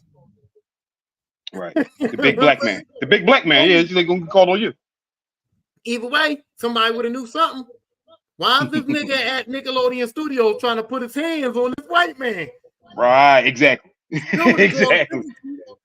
Like, all right, we need to get to the root of the issue. We need to get to the root of the issue. How bad are you as a parent that you knew this grown man at this company was emailing your 9-year-old daughter, and you know that all kids work there, and you get your daughter out of it, and you don't say nothing nobody No. else. You don't give a fuck about nobody else's children. If I was a parent on Nickelodeon after I heard this documentary and heard that she knew that the emails were going on before she didn't tell me nothing, guess what? Yeah. She needs some words. She needs some words. Yeah, she needs some words, definitely. You could have helped my child, and you didn't. You could have called me and said, "Hey, guess what?" And like I said, that's only touching the iceberg with that shit. Like that documentary only touched one person. He wasn't the highest executive on that in that company. You got to think if people knew they brung him back too. Like they wanted to fire him. They wanted to fire him because of the lawsuit, but nothing else mattered. They didn't care. You think that those executives knew what was going on? The people over top of him knew what the fuck was going on. It's not possible for them to not know that the one guy is friends with John Wayne Gacy. It's not possible. Yeah, what do you mean? Like, but if I'm saying to you, if my kid was somewhere and you as a parent knew that somebody there was emailing your child and being inappropriate with children, and my kid was there, and you didn't call me, we got a problem. Yeah, we got a fucking problem. We got a problem. You know what I mean? We got a problem. You ain't let me know. You ain't let the other parents know. Like, but you know what the funny thing is? They said this dude was broadcasting that he was friends with John Wayne Gacy. They said that people, when people came to his house, he showed them the picture and stuff. He told them that was his friend. And I'm just like, I don't want that kind of motherfucker around my kids. John Wayne Gacy killed how many people? Like 38 people? We don't even know, what dude. The fuck? You don't know. Don't know. Fucking crazy. That's psycho. My man got caught for the ones he got caught for, and he admitted in court that there was plenty more. Plenty more. Horrible. Human beings are fucking horrible. How you want to get sick? How you and then the thing is this too, right? So how do you constantly rape this young boy and get 16 months in prison? That's a thing too. I would have got 25 to life. My black ass would have got 25 to life. Definitely. That's a thing too. I mean, then for white people, I mean, not, the disparity or whatever, but like, that's a thing. Like, how you get 16 months for doing that to somebody, whether it's a child or a grown person? Not only that, he went right back. So a rape is an automatic, like a rape. Like if you rape a woman, that's an automatic 5-year sentence. Yeah. So he raped a child. How do you get 16 months? Right. I mean, the judge is with it too. The other thing is, he gets out of prison and goes back to work. Well, how do you get a job in the industry again? In the same industry, the same fucking industry. That's fucking crazy. Oh man. I tell you what. Is this motherfucker that good at his job? No. That's what I'm saying. He just a booty bandit. Like he just one of the bulls they could what's that? Grab his coattail and fucking get him in the room, like because they all fucking weird and gay and all this other shit. So here's the other thing I wanted to talk about, right? Why was that black girl in this documentary? Why was she in the documentary? She didn't say anything. She didn't get abused. Yeah. She was just there, just to be there. Yeah. Now, I mean, I guess she's just giving her account of the story, kind of. Was it just like that's who we could get? Yeah. Who we could get? We need another person. We need one more. We need 5. Yeah, it was 5 in total, right? I was sitting there waiting for her to say somebody at least touch the ass or something. She didn't say shit. She didn't even know what was going on. The black kids kind of got put on the back burner. Like they was in the back burner the whole entire, you know what I'm saying? Like they didn't even want the black kids there anyway. Like that's kind of like how it felt, like how they was explaining it. Well, it kind of felt like the black kids was just whatever, go and do the worst shit. Like they had that one show where they was doing it like Fear Factor or whatever. And he said they made them put they showed it. They put like peanut butter all over them and shit like that. That was fucking crazy. That little dog. He said, I don't feel comfortable with this. Get all these fucking dogs. Get this peanut butter off. Yeah. Like, bro, like why? Why? Like, I don't get it. But this motherfucker's weird. He said he didn't like wearing the tight leotards because he was uncomfortable with his body. But who, you know what I mean? But you tell your mom, say, Mom, I don't want to wear the leotard. Your mom got to negotiate that contract. She got to go in there and say, hey, my son don't want to wear leotards, man. He got a little dick. I don't put my son in No. He insecure about his little dick. You know what That's I cool. You little insecure. That's cool. Y'all all right. Ain't nobody looking anyway. Like the one joint, they had him like dressed like a fetus. That was a show with the fetus and shit like that. That was a show with the fetus. Yeah, he was a fetus. Yeah. You fucking kidding me? Who thought of that? Why would they put that on TV? Like, it was funny, Reef. I ain't gonna hold you. That's fucking crazy. They got this little black boy, dressed like a fucking fetus on TV. Like, how did they get away with that? Ain't no FD. What is that? The FCC? They ain't flagged that shit. Like, what the fuck? You can't have somebody, a black kid. Oh, I guess all the government entities, state government. No, because here's the funny thing, and here's something else that Dan Snyder said that I said, and that I feel was a good point. Dan Snyder said that Nickelodeon had executives on the East Coast and on the West Coast that had to look at and approve every single episode that was put on every single show. So he said, so even though he was the boss on the shows, he still had to get approval from executives on both coasts. So that means that Nickelodeon executives on the East Coast and Nickelodeon on the executives on the West Coast saw all of these shows and said, that's good. Go ahead and put them out. So other perverted ass grown men, right? That's what it sounds like. Other perverted men with certain perversions. Like they got certain perversions. All of you people that's saying that this Nickelodeon, that all of those shows and all that stuff that was sexual and those shows are sexual, then that means that these was all perverts. Everybody that was making these shows was fucking perverts. Everybody. Every man was a pervert. You know what though? That was approving it. Everybody. They all perverted. That's fucking horrible. That's horrible. That's the world we live in. That's the world we live in, though. Like you gotta think, if they doing that with kids undercover, like I said, the Diddy shit too. Like, you think it's not somebody higher than Diddy that helped him do all that shit, that helped him get in the mix with this, that, and the third? Like, he wasn't always like that. Somebody put him in that position. So I'm sorry. It's the same thing. I'm just making the comparison. I'm sorry. I don't want to victim shame. I don't. And I don't want to blame victims. I don't want to victim shame and I don't want to blame victims, right? But the rap, we all know what goes on in the rap industry. We all know what goes on in them studios. We all heard the stories of the dick sucks and all kinds of shit that's going on in them studios. So for me, you're like, even if I was a rapper or a singer or a prominent person in the music industry, right? I'm not going to no party at Diddy house, no way. Like, no, you already know. You already know. So for everybody who's like, oh, I got Diddy at Diddy's party, but why the fuck did you go to Diddy's party? Exactly, because you already knew. You wanted to be a victim. That's what it seemed like. If you go to a party like that, you know what you're looking for. If you go to an industry party, you know what you're looking for. If your girlfriend say, hey, we going to the studio with Biggie and all these other rappers, you know what I mean? If you go, you got to think in your head, if I go to the studio, I'm probably going to have to suck some dicks. You got to think that automatically. You might end up sucking the dick at the end of the night. Oh, my God. That's used to treating women like shit. They're saying in their rhymes, I fuck hoes, I fuck bitches, I do this, I do that. They drug bros. Look at Rick Ross. Stay scheming. You already know what tip they on. Molly Perkins said, you go to that party, right? Knowing that you're going to get drugged. You're going to get drugged. Or you're going to partake and not know how to.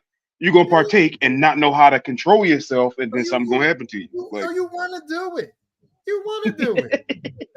But for me, I feel like the people that's talking about this, the people that's suing, the people that's upset, y'all didn't get what y'all thought y'all was going to get out of it. Some of y'all No. bitches went to that Diddy party and thought y'all was gonna fuck on one of them dudes and they was gonna give you some money, or y'all was gonna fuck on them and you was gonna be his new girlfriend, his video vixen, or you got your mixtape in your back pocket and you gonna You suck know some what's dick funny about that, right? out and get a record deal. Some of those like charges and stuff like that, they not gonna stick. They not gonna stick because it's just ST. It's not. They never accused him of rape and stuff like that. They never accused him of rape. They sex trafficking and they ain't never accused him of rape. They never accused him of rape. It's just sex trafficking. I He read gonna the beat it. story. I read the story about the girl that said that Diddy's son sexually assaulted her, right? And her story don't make no sense. She said it started at the party. She told him she wasn't interested. Then she said he did it again in a studio or something, and she wasn't interested. Why would you go back to the studio, Then bitch? she said he did it. Then she said he did it somewhere in a third different place in the house. So you got unwelcomely touched in the living room, and you thought you was gonna go to the studio in the same house. Like, why did you go? And the same thing wasn't gonna happen. Victim shaming, motherfucker. Victim shaming. Sexually assaulting you, and you didn't want to do it. Why didn't you go to You fuck victim home? shaming. Go You home. victim shaming, motherfucker. Why Yeah, didn't go she home. She should have went home. Yeah, she should have went home. She should have went home. She should have went home. She should have went home. She should have went home. She a dumbass. She a dumbass, man. Thinking this man wasn't gonna find you in his own house. And she let it happen. Like, all he did was come to another room too. Oh, there you are. Hey, boo, I'm back. You went to 3 different rooms instead of taking your ass home. Instead of taking your ass home, she gave it 3 chances to get. Yeah, I'm saying, like, that's crazy. What was happening at that party that you had to be there so bad that a nigga could touch you? She thought she wanted to be famous, and that's usually it though. That's usually. But I'm saying, like, come on now, if you want to protect yourself, protect your fucking self. Yeah, protect yourself. And they always she should have. A second time, she should have kicked him in the dick. He would have understood. They had a party. He would have moved on. They always saying that they always saying that women put themselves in situations where they can't protect themselves. Well, then take me. If one of my sisters or one of my daughters said, "Hey, I got invited to a party at P. Diddy house. I'm going with you." Right. I ain't saying don't go to the party because there is an opportunity for you there. You know what I mean? There's an opportunity for you there. If you make music and you get invited to a record executive party, you do have a chance to meet some people. You do have a chance to hobnob. You do have a chance to get your music out there. You do have a chance to be famous. But I'm going with you. But you also have a chance to be raped. And daddy you got a chance. Nah, hell no. Fuck you know what I mean? Take your brother with you. Take your husband with you. Take your dad with you. Right. Take a man with you. Yeah. Preferably. They're not gonna fuck around. Oh, don't touch it now. Don't touch it. No, you doing too much there over there, bro. You need to stop that right now. Hey, bro, where that hand at? No, but you know what? You know what though? If part of it is like, no, get the fuck off me. Get off me. Like I said, kick the nigga in the dick. Kick him in the dick. They had a party. They had a party in a mansion. He ain't gonna care. You kick him in the dick, he going, all right, I ain't fucking with this bitch. Yeah, right. He gonna move on. I mean, right, exactly. He don't want nobody to know he touching on some brother don't want to be touched on. So he gonna move the fuck on. I mean, that's fucked up because he gonna do the same shit to another broad in the party. But I mean, they all run that risk of putting themselves in predators' eyes. Like it's like a lions to gazelles. Lions to gazelles. Like it's a bunch of gazelles in the room. There's a fucking lion just chilling. He picking his target. Like, no, don't put yourself in that position. Like you said, she should have took her ass home. So the other thing I got from the Nickelodeon thing, right?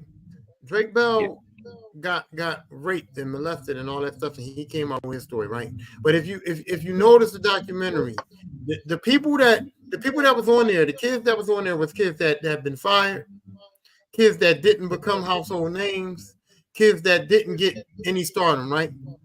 So when you got Josh Peck, when you got Jeanette McCurdy, when you got Ariana Grande, when you got Victoria Justice, when you got Elizabeth Gillies, and you got all of these people that have went on to become big stars, Amanda Bynes, make bigger names for themselves in Hollywood, right?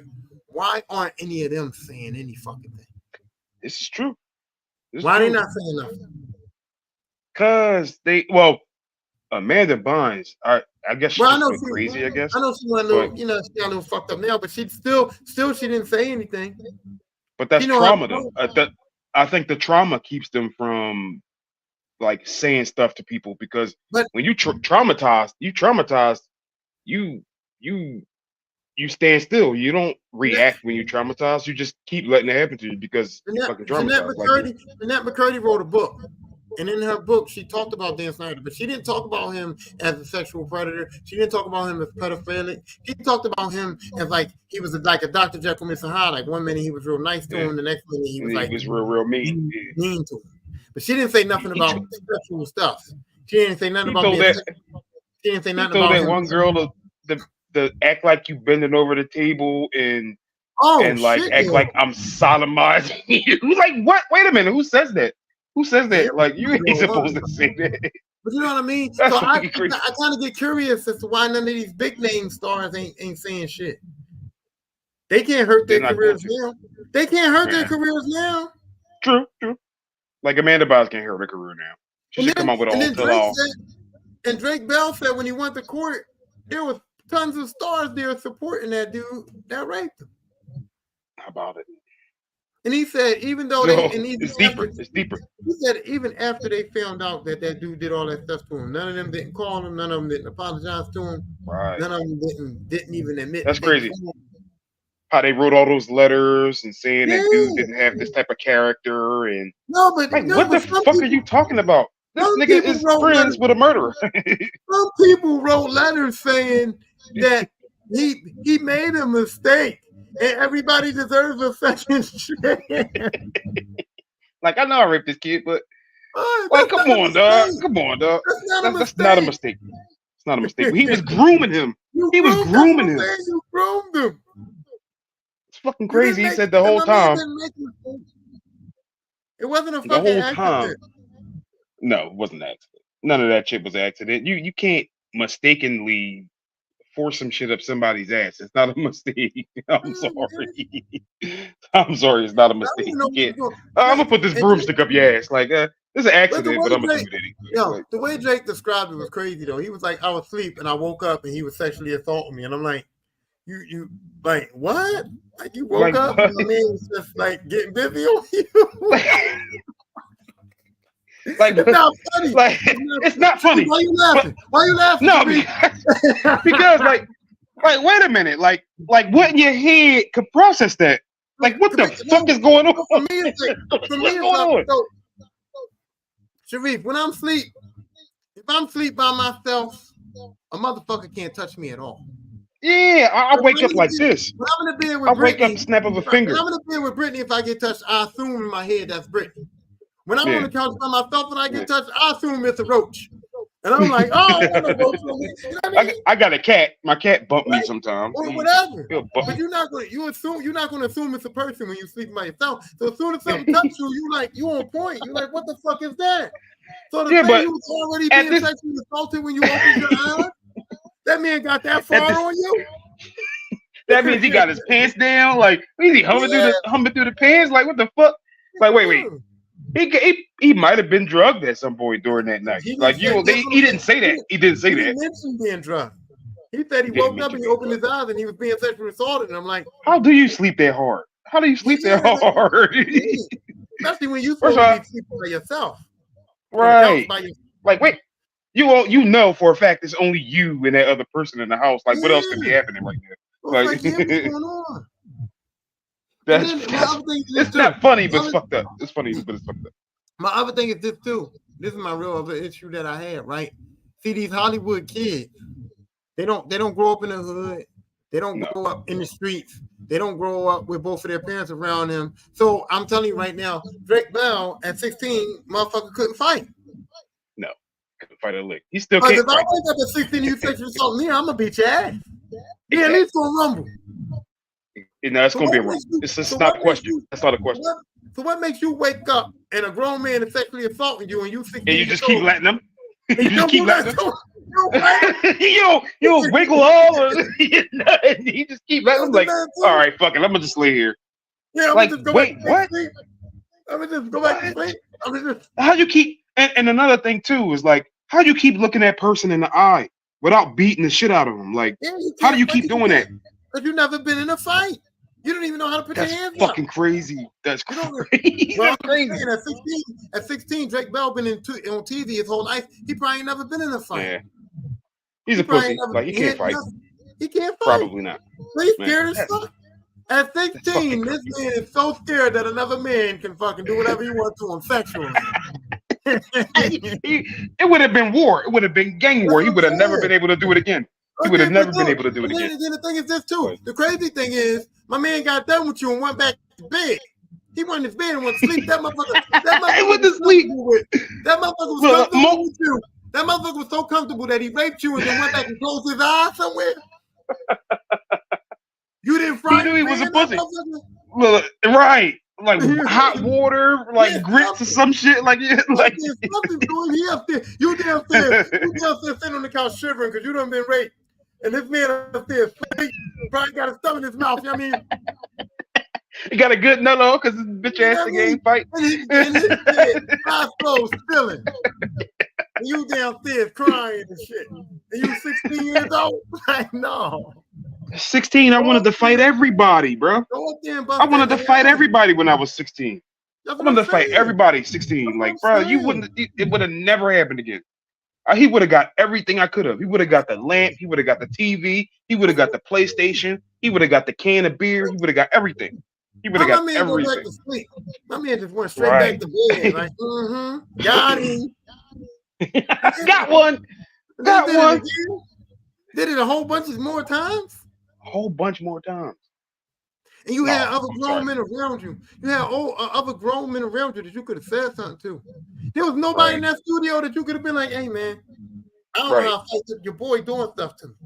And then you like, and then it's like, don't they have security? Like, they don't have bodyguards and security on those sets? They evidently they didn't, though, which is crazy. You couldn't go to a security guard and say, hey, man, that motherfucker be doing stuff to me. Right. There was nobody. Like, nobody knew? Like, nobody knew? Nobody could put two and two together?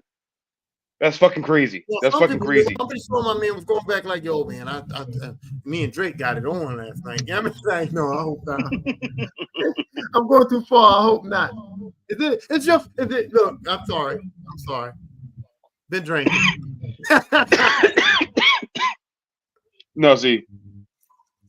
Now, I mean, you gotta kind of gotta call it like it is, though, because these people get away with so much shit. Like, you gotta call it like it is. Like, if somebody was doing that in the neighborhood, everybody in the neighborhood gonna know who the fuck you is.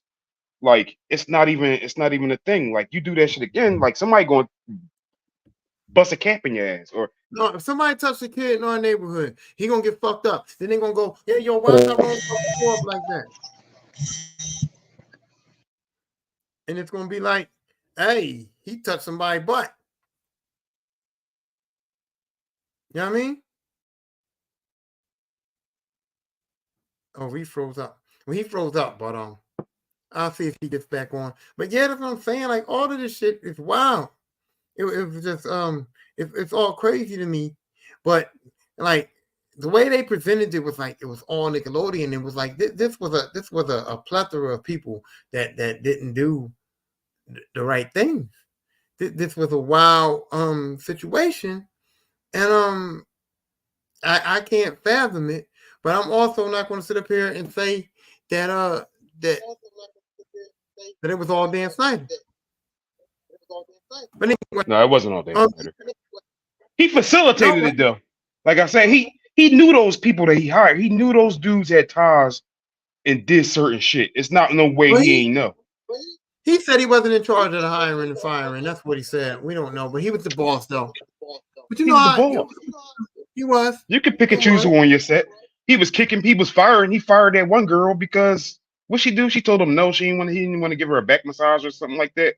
Oh yeah, yeah, like he was weird because that's another thing too, though, right? So that's wild too to me. Like, how do you think that it's part of someone's job to fucking massage you? No, unless that's what I'm there for. I'm not doing shit. Like, hire a masseuse. Exactly. Hire a masseuse that can come here every day and massage you. Who gives a fuck? Yeah, but you gotta realize too, he wasn't paying those people. He wasn't paying them. He wasn't paying the women.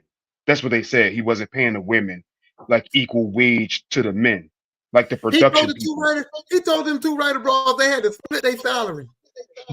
They both had to work off of one salary, dog. Like, who the fuck is you? Like, and they Now, accepted it. I would have been like, "What you mean? that's your fault. You accept that. You know what I This is mean? my That's your salary." fault. You accept it. And now you want to bring in another writer, so I have to split my shit. Me and her have to work both together off one salary.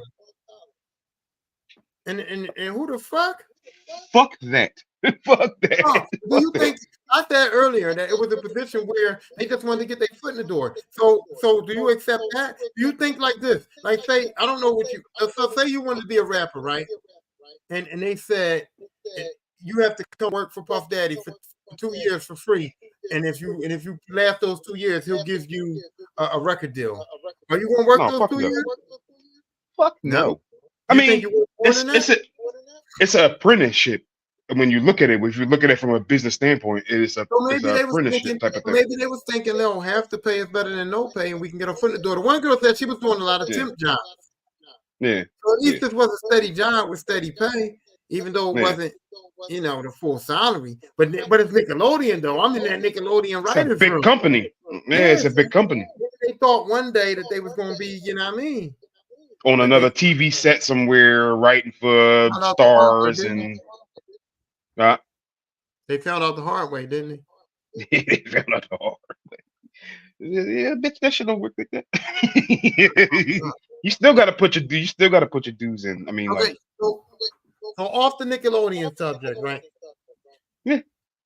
The whole Diddy thing, the whole Epstein thing, all of that shit, right? You know what I want to happen? I want all of this shit to go the fuck away. No. Because Why? I wanted to go, huh? Why? Because This is of what Bill happened. Cosby. It's no. I mean, but like, if Bill wasn't the proprietor, Bill, like all right, listen, somebody was doing that I'm with Bill. He was in rooms. He was in rooms where other people higher than him was doing that too. Like, think about you gotta think like R. Kelly is not the only dude that was doing it then. He's not the only dude that was doing that then. no, when I say that, I say this. Bill Cosby was my dad. Yeah. Bill Cosby was America's dad. You Yeah, know he what I'm was. saying? Bill Cosby Technically. was an idol. Bill Cosby was somebody who you could do your Black History report on for Black History Month in school. Bill Cosby You was could. a role model and all that shit. And then when this shit came about, Bill Cosby destroyed everything. Busy, boy. You know what I'm Getting saying? busy. So That's crazy though. How they gonna put?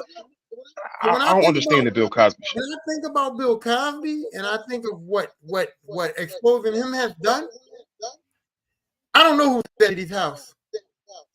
And I don't know who's at Epstein's house. What if the Epstein report comes out and Barack and Michelle Obama was there getting busy? They might have been. Right? They might have been. They might have been. Know that. Why? I don't want to know that Barack and Michelle Obama was there because that's going to fuck up our whole. Yeah, a lot of people's heroes is going to be like if that list comes out. Who you love? Who you love? Who you look up to? Who do I love? I don't. Oh yeah, I ain't looking looking up in anything in life. I don't look up to no fucking body. Who I got to look up to? I'm not looking up to people that don't relate to me. Barack Obama does not relate to me at all. His dad is a Kenyan president, prince. First black president of the United States, Barack Obama's a role model to a lot of people, bro. Michelle Obama went on tour getting like good lunches for schools and wrote books about how she came up and wonderful first lady and all that shit. What did he do? No, fuck Barack Obama. Michelle Obama is okay. So what about Michelle? She's inspired a bunch of young women. She did. She helped. But she helped feminists. She helped feminism. How many people is going to be hurt if they find? How many people are going to be hurt in this country if they find out Michelle Obama was at that Epstein party getting busy? How many people are going to be hurt in this country if they find out that Michelle Obama was bringing bitches to Diddy house?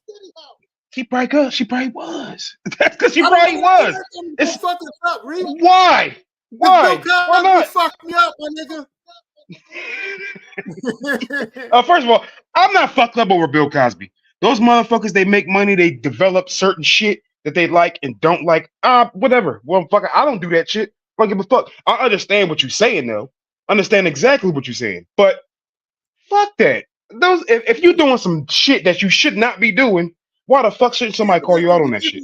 There's gonna be people that been to Diddy house. There's gonna be people that been on that Epstein list. That's gonna fuck us up, Reese. Not but you, it is though. Not me. It is though. No. But no, I don't I'm give a just fuck. saying, as a country, we ain't gonna have no role models left in America when them lists come out. Wait.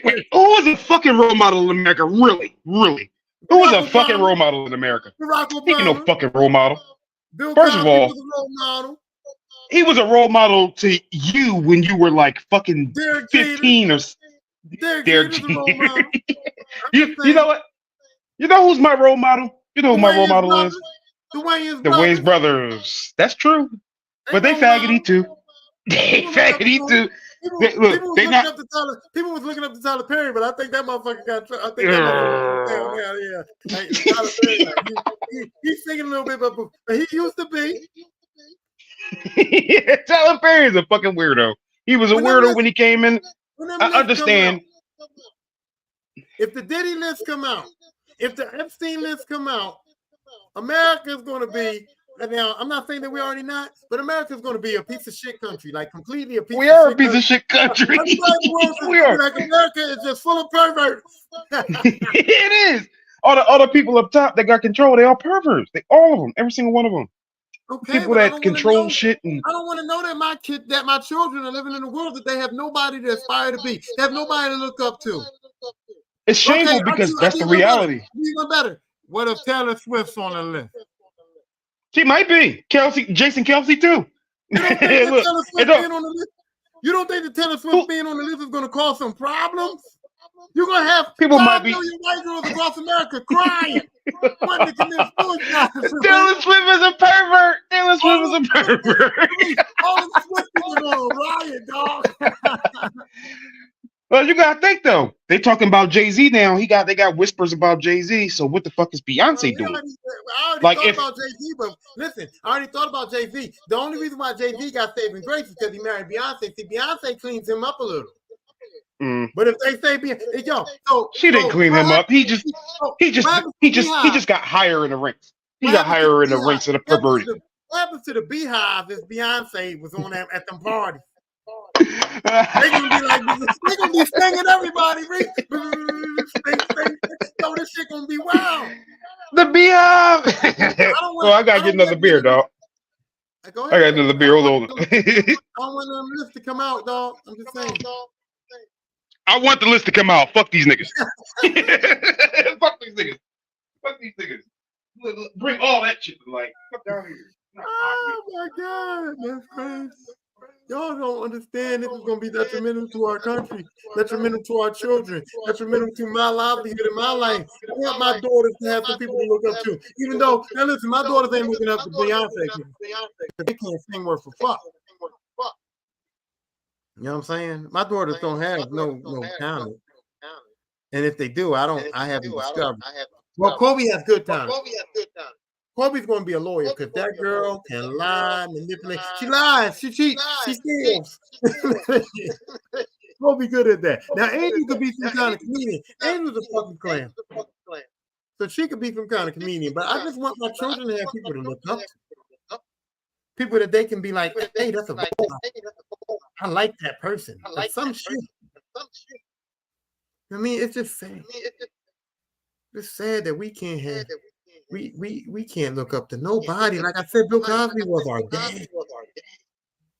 We love the Cosby Show. We love that shit. We danced to it and everything. We found out he was a pervert. What if we found out before he died that Uncle Phil was a pervert? Hey, Sharif. What? What about Uncle Phil, dog? What if before he died, we would have found out Uncle Phil was touching the baby butt? Oh, come on, yo. Now, see, I did, girl. I see now. I know how you feel about the Bill Cosby shit. Because, yo, come on, Uncle Phil, dog. What if he Uncle Phil? What if Uncle Phil? He might be, but you know what though? If Carlton's It on don't the list, what if necessarily. Alfonso Rivera's on the list? I'll say this, right? Like, all right, you have Bill Cosby, right? I did Right, have Uncle Phil though. I did right. have Uncle Phil. Like, that would be devastating. Like, damn, Uncle Phil's a pervert, dog. What Like, that's about the dad from crazy. what about the dad from Family Matters? Reginald Bell Johnson. Oh, What if Carl was Carl on the list? Winslow. Yeah, what if Oh Carl Winslow was on the man. list, bro? Look, you remember them TGI Fridays and shit? Oh man, that's crazy. That would fuck me up though. I'm That'll fuck me saying. up though. I ain't gonna lie. Damn. All right. You fucking fucked the whole shit up with So, for this that. Carl episode, Winslow. yeah, I usually only do an hour, but this is 135. But I gotta say something else. You're welcome to come back anytime you want. If I got an episode that I feel like might interest you or that you might be a part Yeah, of, I'll hit you yeah. up. But Any subject matter I can talk about, I'm sure. I know that's why when I called you, what did I say? I feel like you are intelligent enough as opposed to these other dickheads I know that can't. You know what I mean? That's why I Hold called the you. intelligent conversation. You Right. think it's 1 second I had Conrad on here, especially drinking? Yeah. Oh No. man. No, That's he made for will get TV. That's made for you TV. already know. Yo, we gotta be in studio for that though. We gotta be in studio for that. We gotta be in Right, studio y'all for can that. see his eye go crazy. Y'all can watch him turn the Got you. You got you. watch that nigga transform in the door knock real quick. We ain't doing that. Sorry, Doc. Oh man, You know who I'm talking about. that'd be great. You know That'd be he got that great. shit. You know when Dr. Jekyll turns to Mr. Yeah. Hyde, you know how Conrad, Mhm. That's that definitely nigga, kind of he turns to a different person, man. I don't know. I I haven't seen him in a while. I haven't talked to him don't in even a know who while. the fuck that dude is. But I did want to touch on this, and this one got nothing to do with none of the baby butt stuff. I mean, we addressed it. That was cool. Yeah, we I like addressed it. Yeah. that you really came through. I mean, I thought it was rough. It was iffy because I was like, I don't know what Reed's doing. He ain't waking up on Saturday morning, Yeah. but he got it. No, you know what time I got in the crib? I got in the crib like 5 o'clock this morning. Dude. Yo, and I woke up at 4 o'clock this afternoon. Like I said, when I was just starting, I'm just starting. Like, don't say nothing. I know this is public a little bit, but I gotta watch myself because I went to a wedding last night, right? And I came home last night and I was laying with Brittany, and me and Brittany was talking. We had a good time last night, right?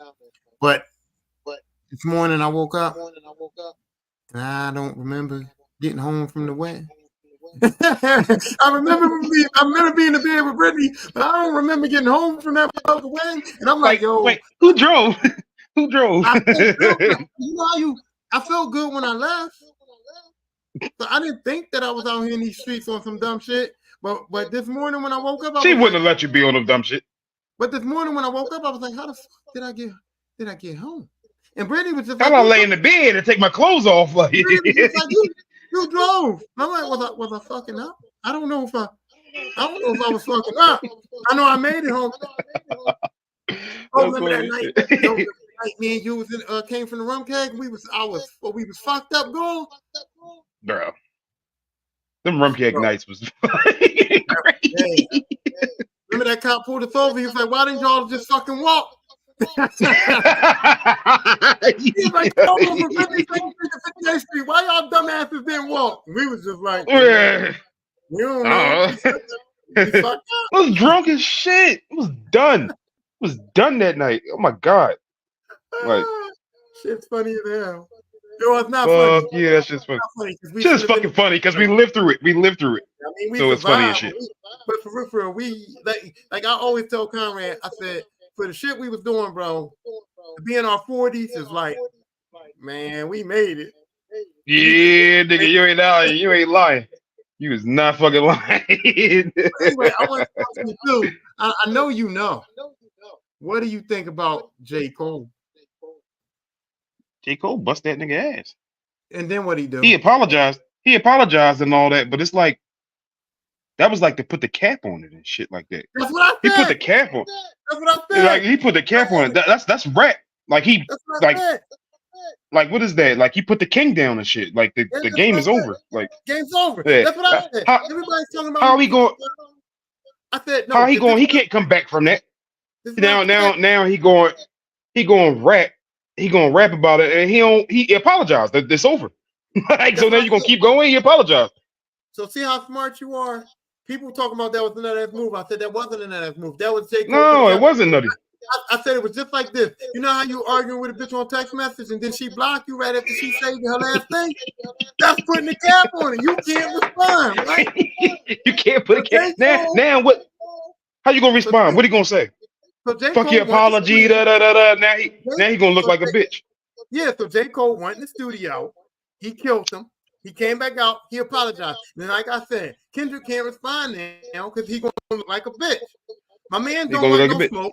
My man said he cool with you. He apologized. He take back and all that. So now if you say something else, you know, it's like you a bully now. You socking a nigga that ain't gonna hit you back. But J. Cole This is said what he true. had to say, and he did exactly what you said. He put the cap on the shit. Shit's over. Yep. It's He put the fine. cap on it. He put the motherfucking the feather in the hat. There you go. That's Yeah. it. But no matter what Kendrick says, we don't care now. J. Cole already apologized. Now you going after somebody that ain't going after you. Now, if it was gonna be some back and forth, I'll be with it. But if I Right. know if Kendrick put out something now and I know J. Cole not going to respond to it, I'm just like, I don't care. It don't matter because Yeah. he's not gonna respond back. He's not gonna respond back. So it's just gonna be one sided, and then that ends it. That ends it because you can't respond back. Like you can't. What can you say if nigga apologize? He did it nationally. He did it on tour. He did it on stage or whatever. What can you you can't even say nothing. Like In the Drake it's over. part of it, and the Drake part of it is the same as Jay-Z and Nas, right? The Jay-Z and Nas beef doesn't hurt nobody. Didn't hurt nobody because you already knew that Jay-Z was his popularity level was way too high for Nas to fuck with him. So even no matter what Nas did, Jay-Z was still gonna be cool, right? But we also knew that Jay-Z lyrically wasn't good enough to fuck with Nas. So whatever No. Jay-Z, No. so we knew that Nas was gonna kill him on the lyrics, right? So when Ether came You know out, it's crazy. hold on. So when Ether came out, we knew Nas killed Jay-Z, right? But who did it affect? Nobody. It got Nas props Ether because he was like Nas fucking ate him up. But at the end of the day, Jay-Z was still too popular, so it didn't even hurt him. And that's the Right. same thing he was doing with Drake. And people will say Jay-Z's verse was better. But Yeah, because Jay-Z's verse was not better. that's It was like popularity. lyric exactly because of popularity. Jay-Z's verse lyrically didn't stand up to what Nas was like. It did. No, It just didn't stand up to me. no. I mean, and everybody got their opinion. And for Jay-Z to be But the champ, when Jay-Z was the champ, right? Soon as Ether came on and Nas originally said, as soon as it came on, fuck Jay-Z, I knew it. That was like, yo, nobody don't say that about the champ. That's as straight as you could be. Like, nigga, fuck you. Fuck you. Fuck Jay-Z. Right away. Fuck Jay-Z. I'm letting y'all know right now, fuck that nigga. Fuck this nigga. Yep, but it didn't hurt nobody. It gave Nas Nas props, and it couldn't bring Jay-Z down. Jay-Z was already too popular. The same thing I think about Drake. Drake don't have to do nothing because Drake's too popular for Kendrick. And we already know that lyrically Drake can't fuck with Kendrick. No. Drake on that singing shit. It's not possible. No. Kendrick on lyrics. No, it's not possible. So Kendrick's gonna lyrically kill Drake, and Drake not gonna give a fuck because Drake's still gonna be selling millions of albums and touring. Exactly. He's still gonna be singing on albums and shit like that. It's not gonna change nothing. It's not gonna make him change his approach. Kendrick and J. Cole shit, I thought these two motherfuckers were gonna get busy, and J. Cole just took that away. I don't know. But he took it away. He took it away. Big Sean threw his hand in the pot. So maybe somebody might say maybe he might get some beef out of this. He not. Don't nobody care about Big Sean. Don't nobody care about Big Sean. He should be the big three. I don't know why he think that. But what? What? Wait a minute. I was about to say, in the famous words of Big Sean, nigga, I don't fuck with you. Right, exactly. They don't fuck with him either. They don't fuck with him either. Like, don't nobody care. He ended his own career with that shit. Like, I don't fuck there. He ended his own career with that bullshit. Right. So I was having this conversation. People was talking, like me and this other guy, we were talking about like top fives and stuff like that. Now, 5 years ago, your top five could have been different. It probably was different. 5 years ago, 6 years ago, 10 years ago. It was probably different than it is now. Because some of the rappers you had lower are more relevant and more alive. No pun intended. Well, pun intended. Fuck that. Fucking those. Some of those rappers are still alive. Like Jadakiss is fucking one of my favorite MCs ever, and he's an MC. He fucking rap. Jay Z. I mean, Jadakiss fucking raps his ass off. Mhm. Fabulous is up there. Fucking. I don't put Biggie up there. I don't put Biggie and Tupac up No, there. I don't you don't. because technically, all right, they had great hits. That's just like some people got their favorites. Like some people like the OJs as opposed to liking fucking The who Ozzy else is Brothers. relevant? The Osley The brothers. Ozzy You know what I'm Brothers. saying? Like some people prefer. That's what you prefer. It's not necessarily who's better or not. I mean, you don't go by record sale. I mean, if you go by record sales and shit like that, you go by statistics. That's kind of like taken away from what you love about it. Like it's not the same thing. You could go off record sales. Jay-Z is probably one of the biggest record sellers in the world, but he ain't the best MC in the world. And we all know this. Like Biggie was fucking fantastic. I never really listened to Tupac, so I can't put Tupac on my list No, of that's me like too. great MCs and stuff like that. Like I can't put him on the list. So like I'll put Nas up there though. Nas, I still listen to Nas. His new shit too. His new shit is relevant and it's good too. You can bang some new Nas shit. Like that shit is relevant. Well, People don't well, listen to Nas because they got all these different fucking weird ass young bulls rapping no, and no, no. mumbling and all that bullshit. But for me,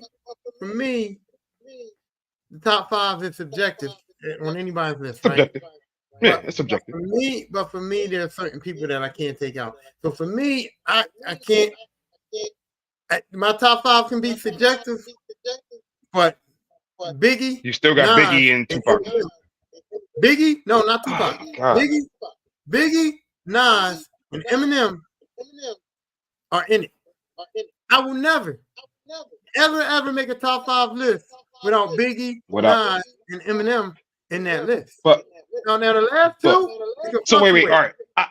I'll ask you. I'll ask you this. I'll ask you this. So what makes all right, let's say Biggie, for instance, what makes his two albums better than anybody else's, like linear, like his two albums, right? But J. Cole got 6 albums, 7 albums. He got a bigger body of work. So his two albums is better than J. Cole's whole 6 album joint. No, No, no. here's why. You just prefer it. You just prefer it. No, You prefer it, no. but that's not. No. You making a point for me because here's my point. Biggie is making top five lists off of 2 albums, though. Off of he only did 2 albums, and he makes a lot of people's top five lists off of 2 albums. That's outstanding. Yeah, to but me. it's not Biggie music is relevant, but it's not that relevant. But I'm Like just saying, you could go back to it. Like a kid today won't listen to Biggie. They won't listen to Tupac. But what I'm saying is, for Biggie to be on a lot of people's top five lists, for Biggie to be mentioned with the greatest MCs of all time and have such a small body of work, that I give him that gives him more credit to me. To say It does. My man only did 2 albums, and people is calling him one of the greatest rappers of all time off of 2 fucking Jones. 2 Jones. He also got them that Born Again joint was all right too though. I ain't gonna lie, it was remastered. But I'll tell you the reason why. It's because for me, dog, I can't. Biggie got me through my high school years. Like so it is a preference. Oh, you know what? Nobody ever put Lil Wayne up there. Nobody ever put Lil Wayne up there, bro. You know what? Because I'll tell you this why. I'll tell you why Lil Wayne doesn't make it for me. Because Mixtape Weezy, nobody's better. Huh? But then when you put Mixtape Weezy, nobody's better. But Lil Wayne puts out albums that's not on that same level. Albums are good. To me, see, it's preferential. No, it's preferential. You can prefer what you want to. When your mixtapes are better than your albums, that gives you a couple of grades down for me. Why you put up on mixtapes? But you gotta look at how many mixtapes he did compared to how many albums. And how many? But the mixtapes fire, bro. The mixtapes is way fucking better flames. than his albums, dog. They are. that tells me he was selling out. That tells me that the mixtapes of the real Lil Wayne, he was doing what he wanted to do, and the albums was kind of lackluster because he was doing whatever the label. You know what I mean? That's Come when on, you telling me Carter 2 wasn't a classic? the Carter 3 is Carter way 2 better wasn't. than Carter Carter 3 3 is better. Carter 3 is good. I like Carter 3. that Carter 3. Carter 2 for me. If you base Lil Wayne's career just on the Carter 3, Lil Wayne's top 5 dead or alive. I give you that. Yeah, but he got stuff better than that, just like you said. He don't got nothing better than Carter 3 except for mixtape. Nothing he wrote. Oh yeah, that's what I'm saying. That's what I'm saying. All right. But for me, I Whatever, fluctuate. nigga. But Biggie, Nas, and I Eminem fluctuate. is staying in my top 5. Now on the bottom Eminem, too, I don't. You know, I didn't fuck with Oh, Pac man. at all. Pac will never be in my top 5. Pac will be in my top Never. 10 just because of his influence. It ain't because I care about his music, but you got to put Pac up there because too many people got him up there. No, but see, that's the thing. Back on rap, he can be in the top 10. Biggie does not have Top to be in 5. your top 10. You don't listen to Biggie every day. Method You Man don't is listen my to Biggie favorite. every day. Method Man is my favorite rapper of all time. I'm not putting him in my top 5. Meth? He's my favorite Meth? rapper. Yeah, that's my favorite rapper. Let me see. I don't care what nobody say. Method Man is my favorite My- rapper of all time, but I don't put him in my My top 5. favorite? He don't meet the criteria. Method Man don't meet the criteria to be in my top 5, though. And I ain't gonna lie to you. This may sound funny to you, and it may be fucked up to you, and it may, and a lot of people don't understand this, but I can promise you, without a shadow of a doubt, I listen to Eminem every single day. Really? I Why? listen to Eminem every single day. Why? So You don't identify with nothing about Eminem. He's a good I rapper, love- but you don't identify with some of the shit he say. I don't identify. I don't have to, Sharif. I love that man's Yeah. music. No, he's a lyricist for real, for real. He a lyricist. He can spit. He can I don't spit. have to identify with nothing he said, but I do identify with some of the stuff he says because when he tells his story, so like Yellow Brick Road, right? I don't identify with him being white and trying to be fitting into a black community. I don't identify. You do though. But He's in I your got top 5. You do identify. You But do. I got a white brother. You forget that was. Oh going yeah. through. That's true. That's So true. when Eminem did Yellow Brick Road, I was like, damn, this is what Joseph was feeling like when he was trying to like hang with us. You know what I mean? So Yeah. so it resonated a little I do bit. understand that. I do. That resonates. That resonates. But that's just one song. You putting them like- over like rap's Soldier, royalty. Survival of the Fittest. I feel that kind of way. That's Or fucking like crazy. I would never put Eminem in my top 5. I know you He won't. is he's a fucking phenomenal rapper. So He's a phenomenal lyricist. He's a lyricist. He's not a rapper. He's a lyricist. But here's the I'm not gonna argument. take it away from him. But Sharif, you might not put him in your top 5, but I'm really sure that you can admit this. For every criteria that you have for a rapper to be one of the greatest of all time, does Eminem meet all of your criteria? He does. Right. He does. Sales. So I can legit body say of he's work. top 5 if I want to. Right? Like I mean, the criteria that I would pick, me personally, is sales, popularity, albums, like body of work. I mean, it's not really that many things. How else could you base somebody's career off? Yeah, that's what I mean, saying. statistics. But Eminem has Statistics. everything. Production, he was produced by Dre. So, like I said, he has everything that you need to be. I can legit say he's in my top 5, and I have an argument for it. You know what I mean? I mean, it's not really an argument. I hate Drake. I hate you hate Drake. I don't hate Drake. I don't like Drake I like at Drake. all. I think Drake is a bad singer. I don't think he's a good rapper. I think he's a bad singer. He's not a singer though. He a rapper. He just can. He kind of can go with the tune. Yo, Drake sings more than he raps. He's not a singer. He's a singer. He's a bad singer, bro. He sings more than he raps. Well, to me, that's my opinion of Drake, right? But I will never argue with nobody that puts Drake as their number 1. I would never argue with nobody that puts Drake in their top 5. You know why? Because if I go by my criteria, Drake's top 5, dead or alive, dog. If I top 5, he would be technically. Drake is top 5. He ain't on my list, but I can't argue with you because if I base it on the criteria, I got it. Drake is top 5. I mean, if you put it that way, then a lot of people would be up there. You can't make it top 5 off of those criteria. Like, but this is what I was saying earlier too. Well, like, you can't. What I'm saying to you is, you can argue top 5 is whatever, it's subjective, right? But if you base it on the criteria, I can have my top 5 and everybody in my top 5 will fit the criteria. Everybody in your top 5 will fit the criteria too. So maybe They it's the probably top would. 20, but your 5 can fit. Maybe 20 people fit the All right. criteria, but I only can put All 5 right. in. I see where you're going. I see where you're going. Like at some point, you can put there. It's interchangeable. Your top 5, your top 10 is interchangeable because first of all, if you listen to rap, you love more than one MC, like more than one rapper. It's not Love more than possible for you to 5. like just one rap. Yeah, you like more. So you can't. Your top 10 is not even really viable until it get down to closer to the bottom because that's where it counts. That's where you think about who you listen to and who you don't listen to, like rappers and stuff like that.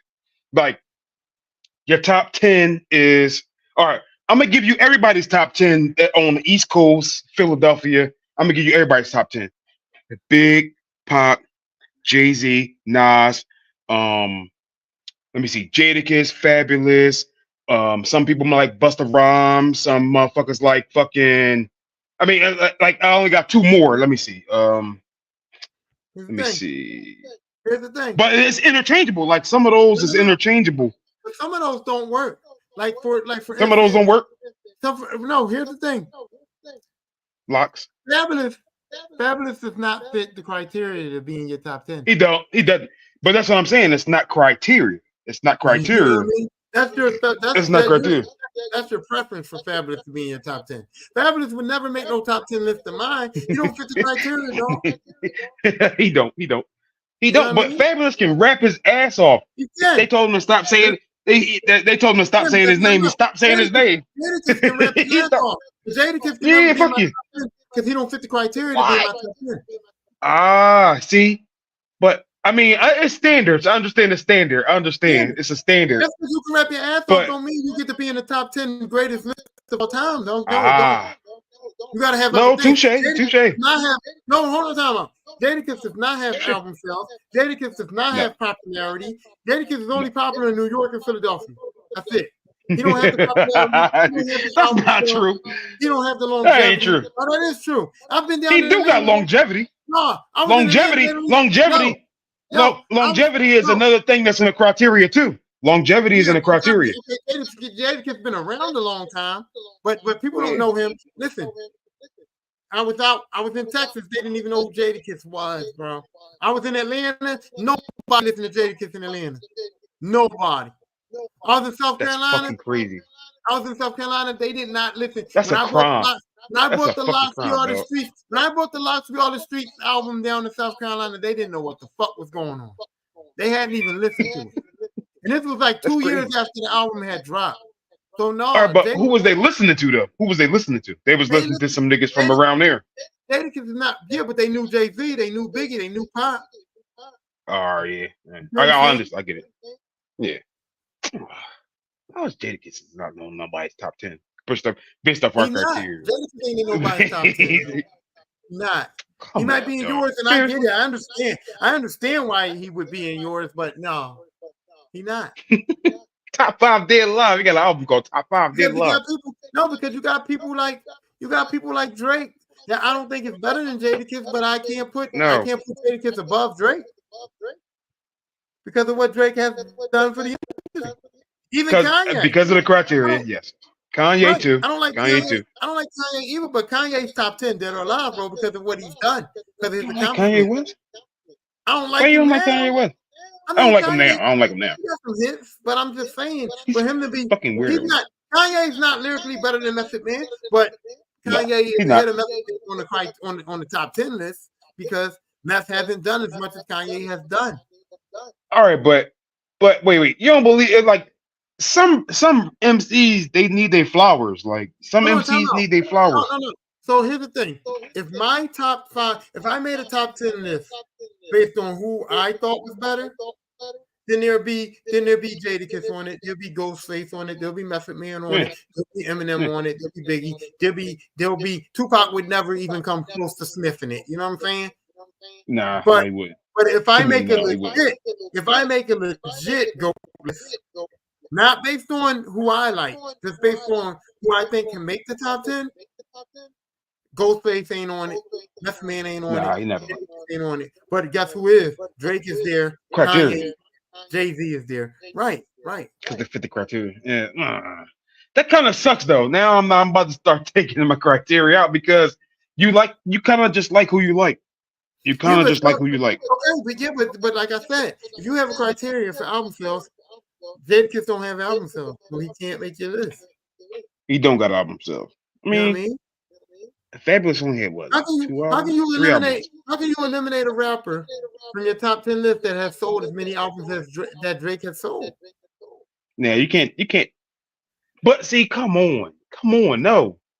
Drake, See, no, I'm starting Drake is to. a rap. I'm starting to not. Drake is one of the greatest rappers of all time. He's a rapper. Because of what he's done in rap. Ain't got nothing to do with whether I like him or not. I gotta admit it. I gotta bite that bullet. I hate Drake. I never want to say anything good about him. Well, wait. That's why you hate Drake, though. That's why you hate Drake. He's a golden rap. No, I don't like Drake.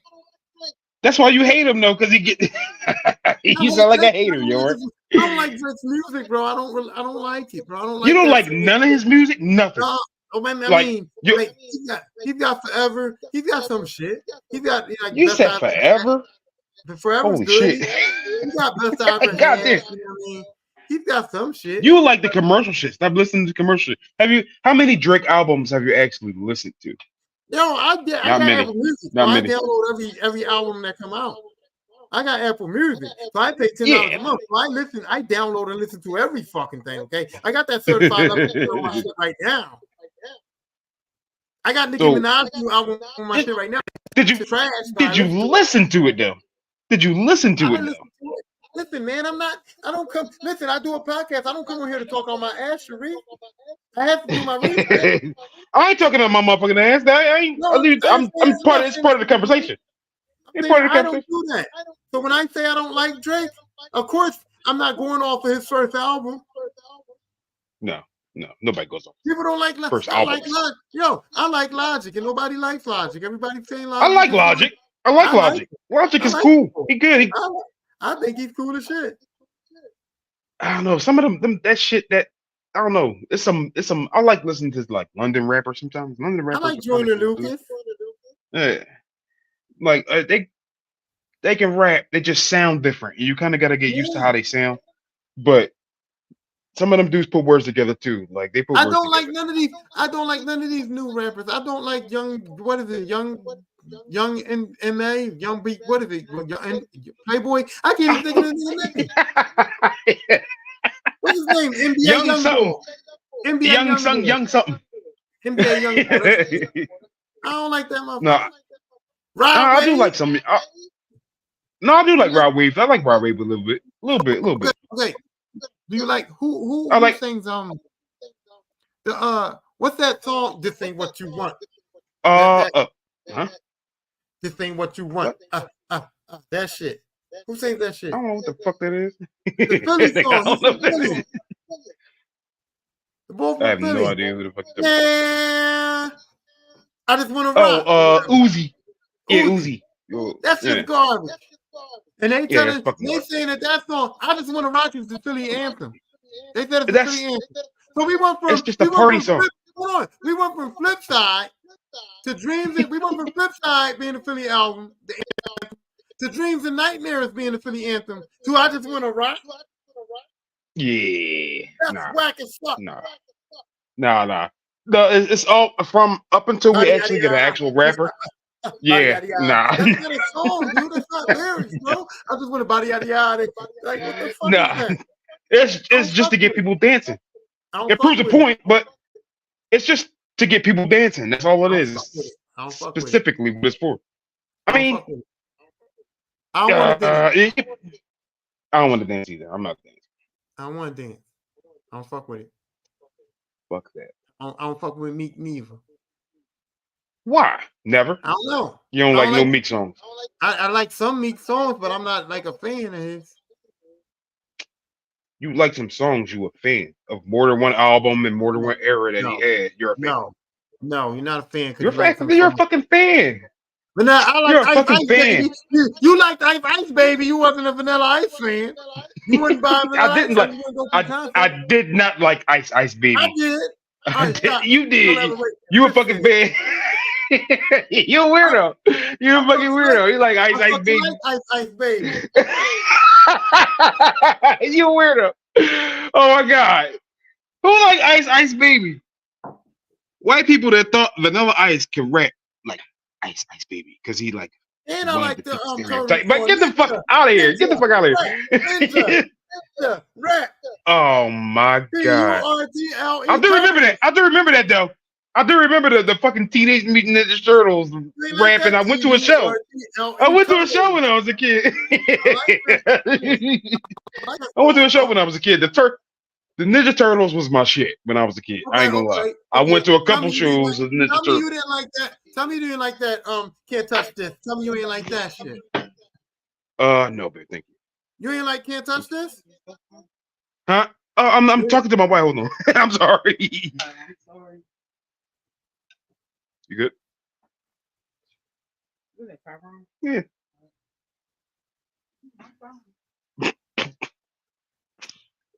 You didn't like can't touch this.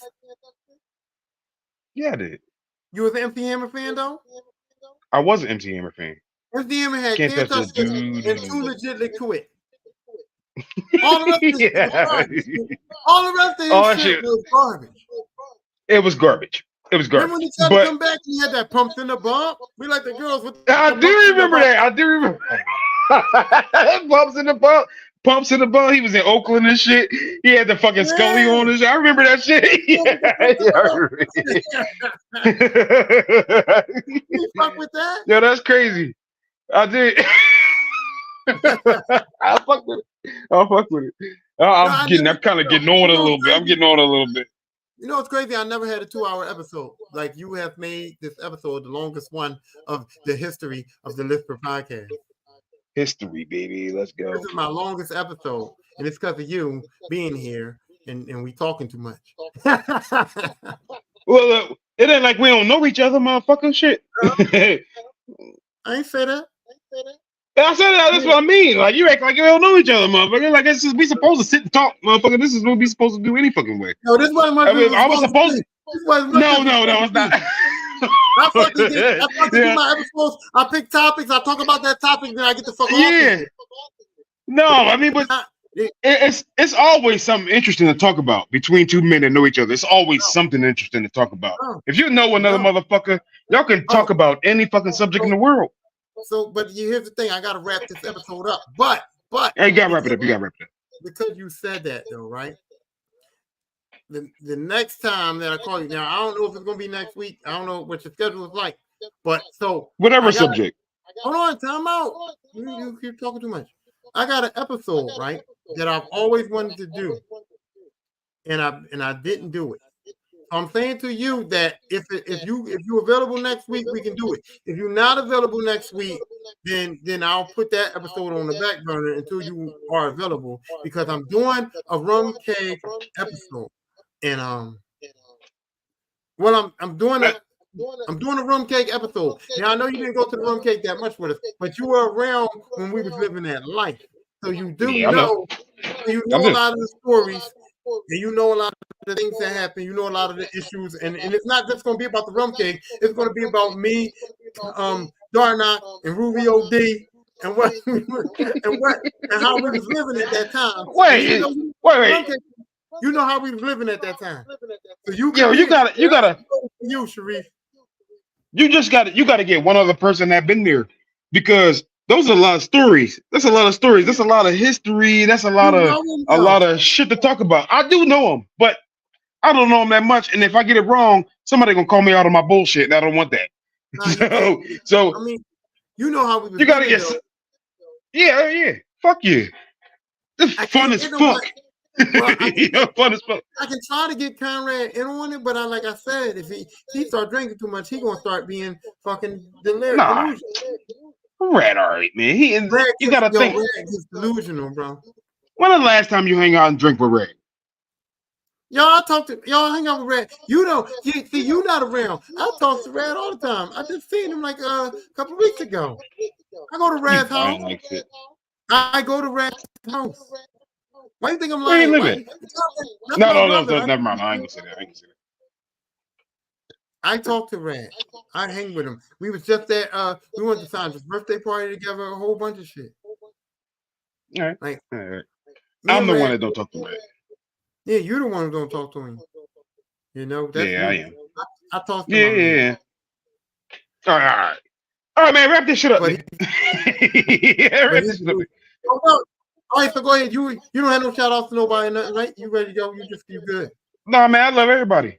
And me shout out, but I mean, I don't know. I don't Shout know how out to to. your I wife. don't. Of course, kind of. Yeah. This Yeah. on the internet. That's crazy. That's Yo, crazy. you know what's crazy? Brittany comes up. No matter what episode I do, Brittany kind of comes up. It's like I can't do an The episode part of without your her life. name. Yeah, Part of your right. life. She just Yeah. pops out. I don't even want her to be a part of this fucking shit. She just pops out. But see, this is why we didn't stop now, because now we're getting starting to drink and a little bit too much, and then Yeah. now we going live, so you gotta recognize that shit. Yeah. All right. Oh, In I'm the gonna say episode. something that's gonna get me sleeping on the couch tonight. Yeah, yeah, me too, motherfucker. Shit. Shit. I don't want to be there. It's a Saturday That's night. What the fuck you what I'm mean? saying. What? Okay. Saturday night. Holy shit. Yeah. So I'm All right, glad so you had me on, bro. I'm glad you had me on, bro. I'm glad you I'm had me glad on. you I showed up. appreciate you. I fucking love you, dog. You're my brother You too, dog. Right. from a different mother. Like, have fun and invite me back for any other motherfucking thing you want to invite me back for. Well, I definitely Because will, because this, like I said, I knew it was gonna come through. I said, who can I get? And I was like, Reese dog is intelligent. You know what I mean? Like he knows how to the articulate himself. He dog, knows what I'm the talking about. dog, I knew it was gonna be you. All right, and man. we I'm do gonna, the I'm gonna same wrap shit. this up. Like, yeah, wrap it. What? What? Go ahead. Go ahead. Say what. No, I What you was about to gonna say say? we. No, I was gonna say that we like a lot of the same stuff, like forest music and movies and different shit, different topics. So he's well versed. I'm very well versed. People don't expect it when I talk, but it's the dog, baby. So that's my sign off. Ty, I love you, and let's do Love it you too, again, man. brother. We definitely will. All right, I'll Yes, holler at you. please. All right. Better fucking turn the shit off.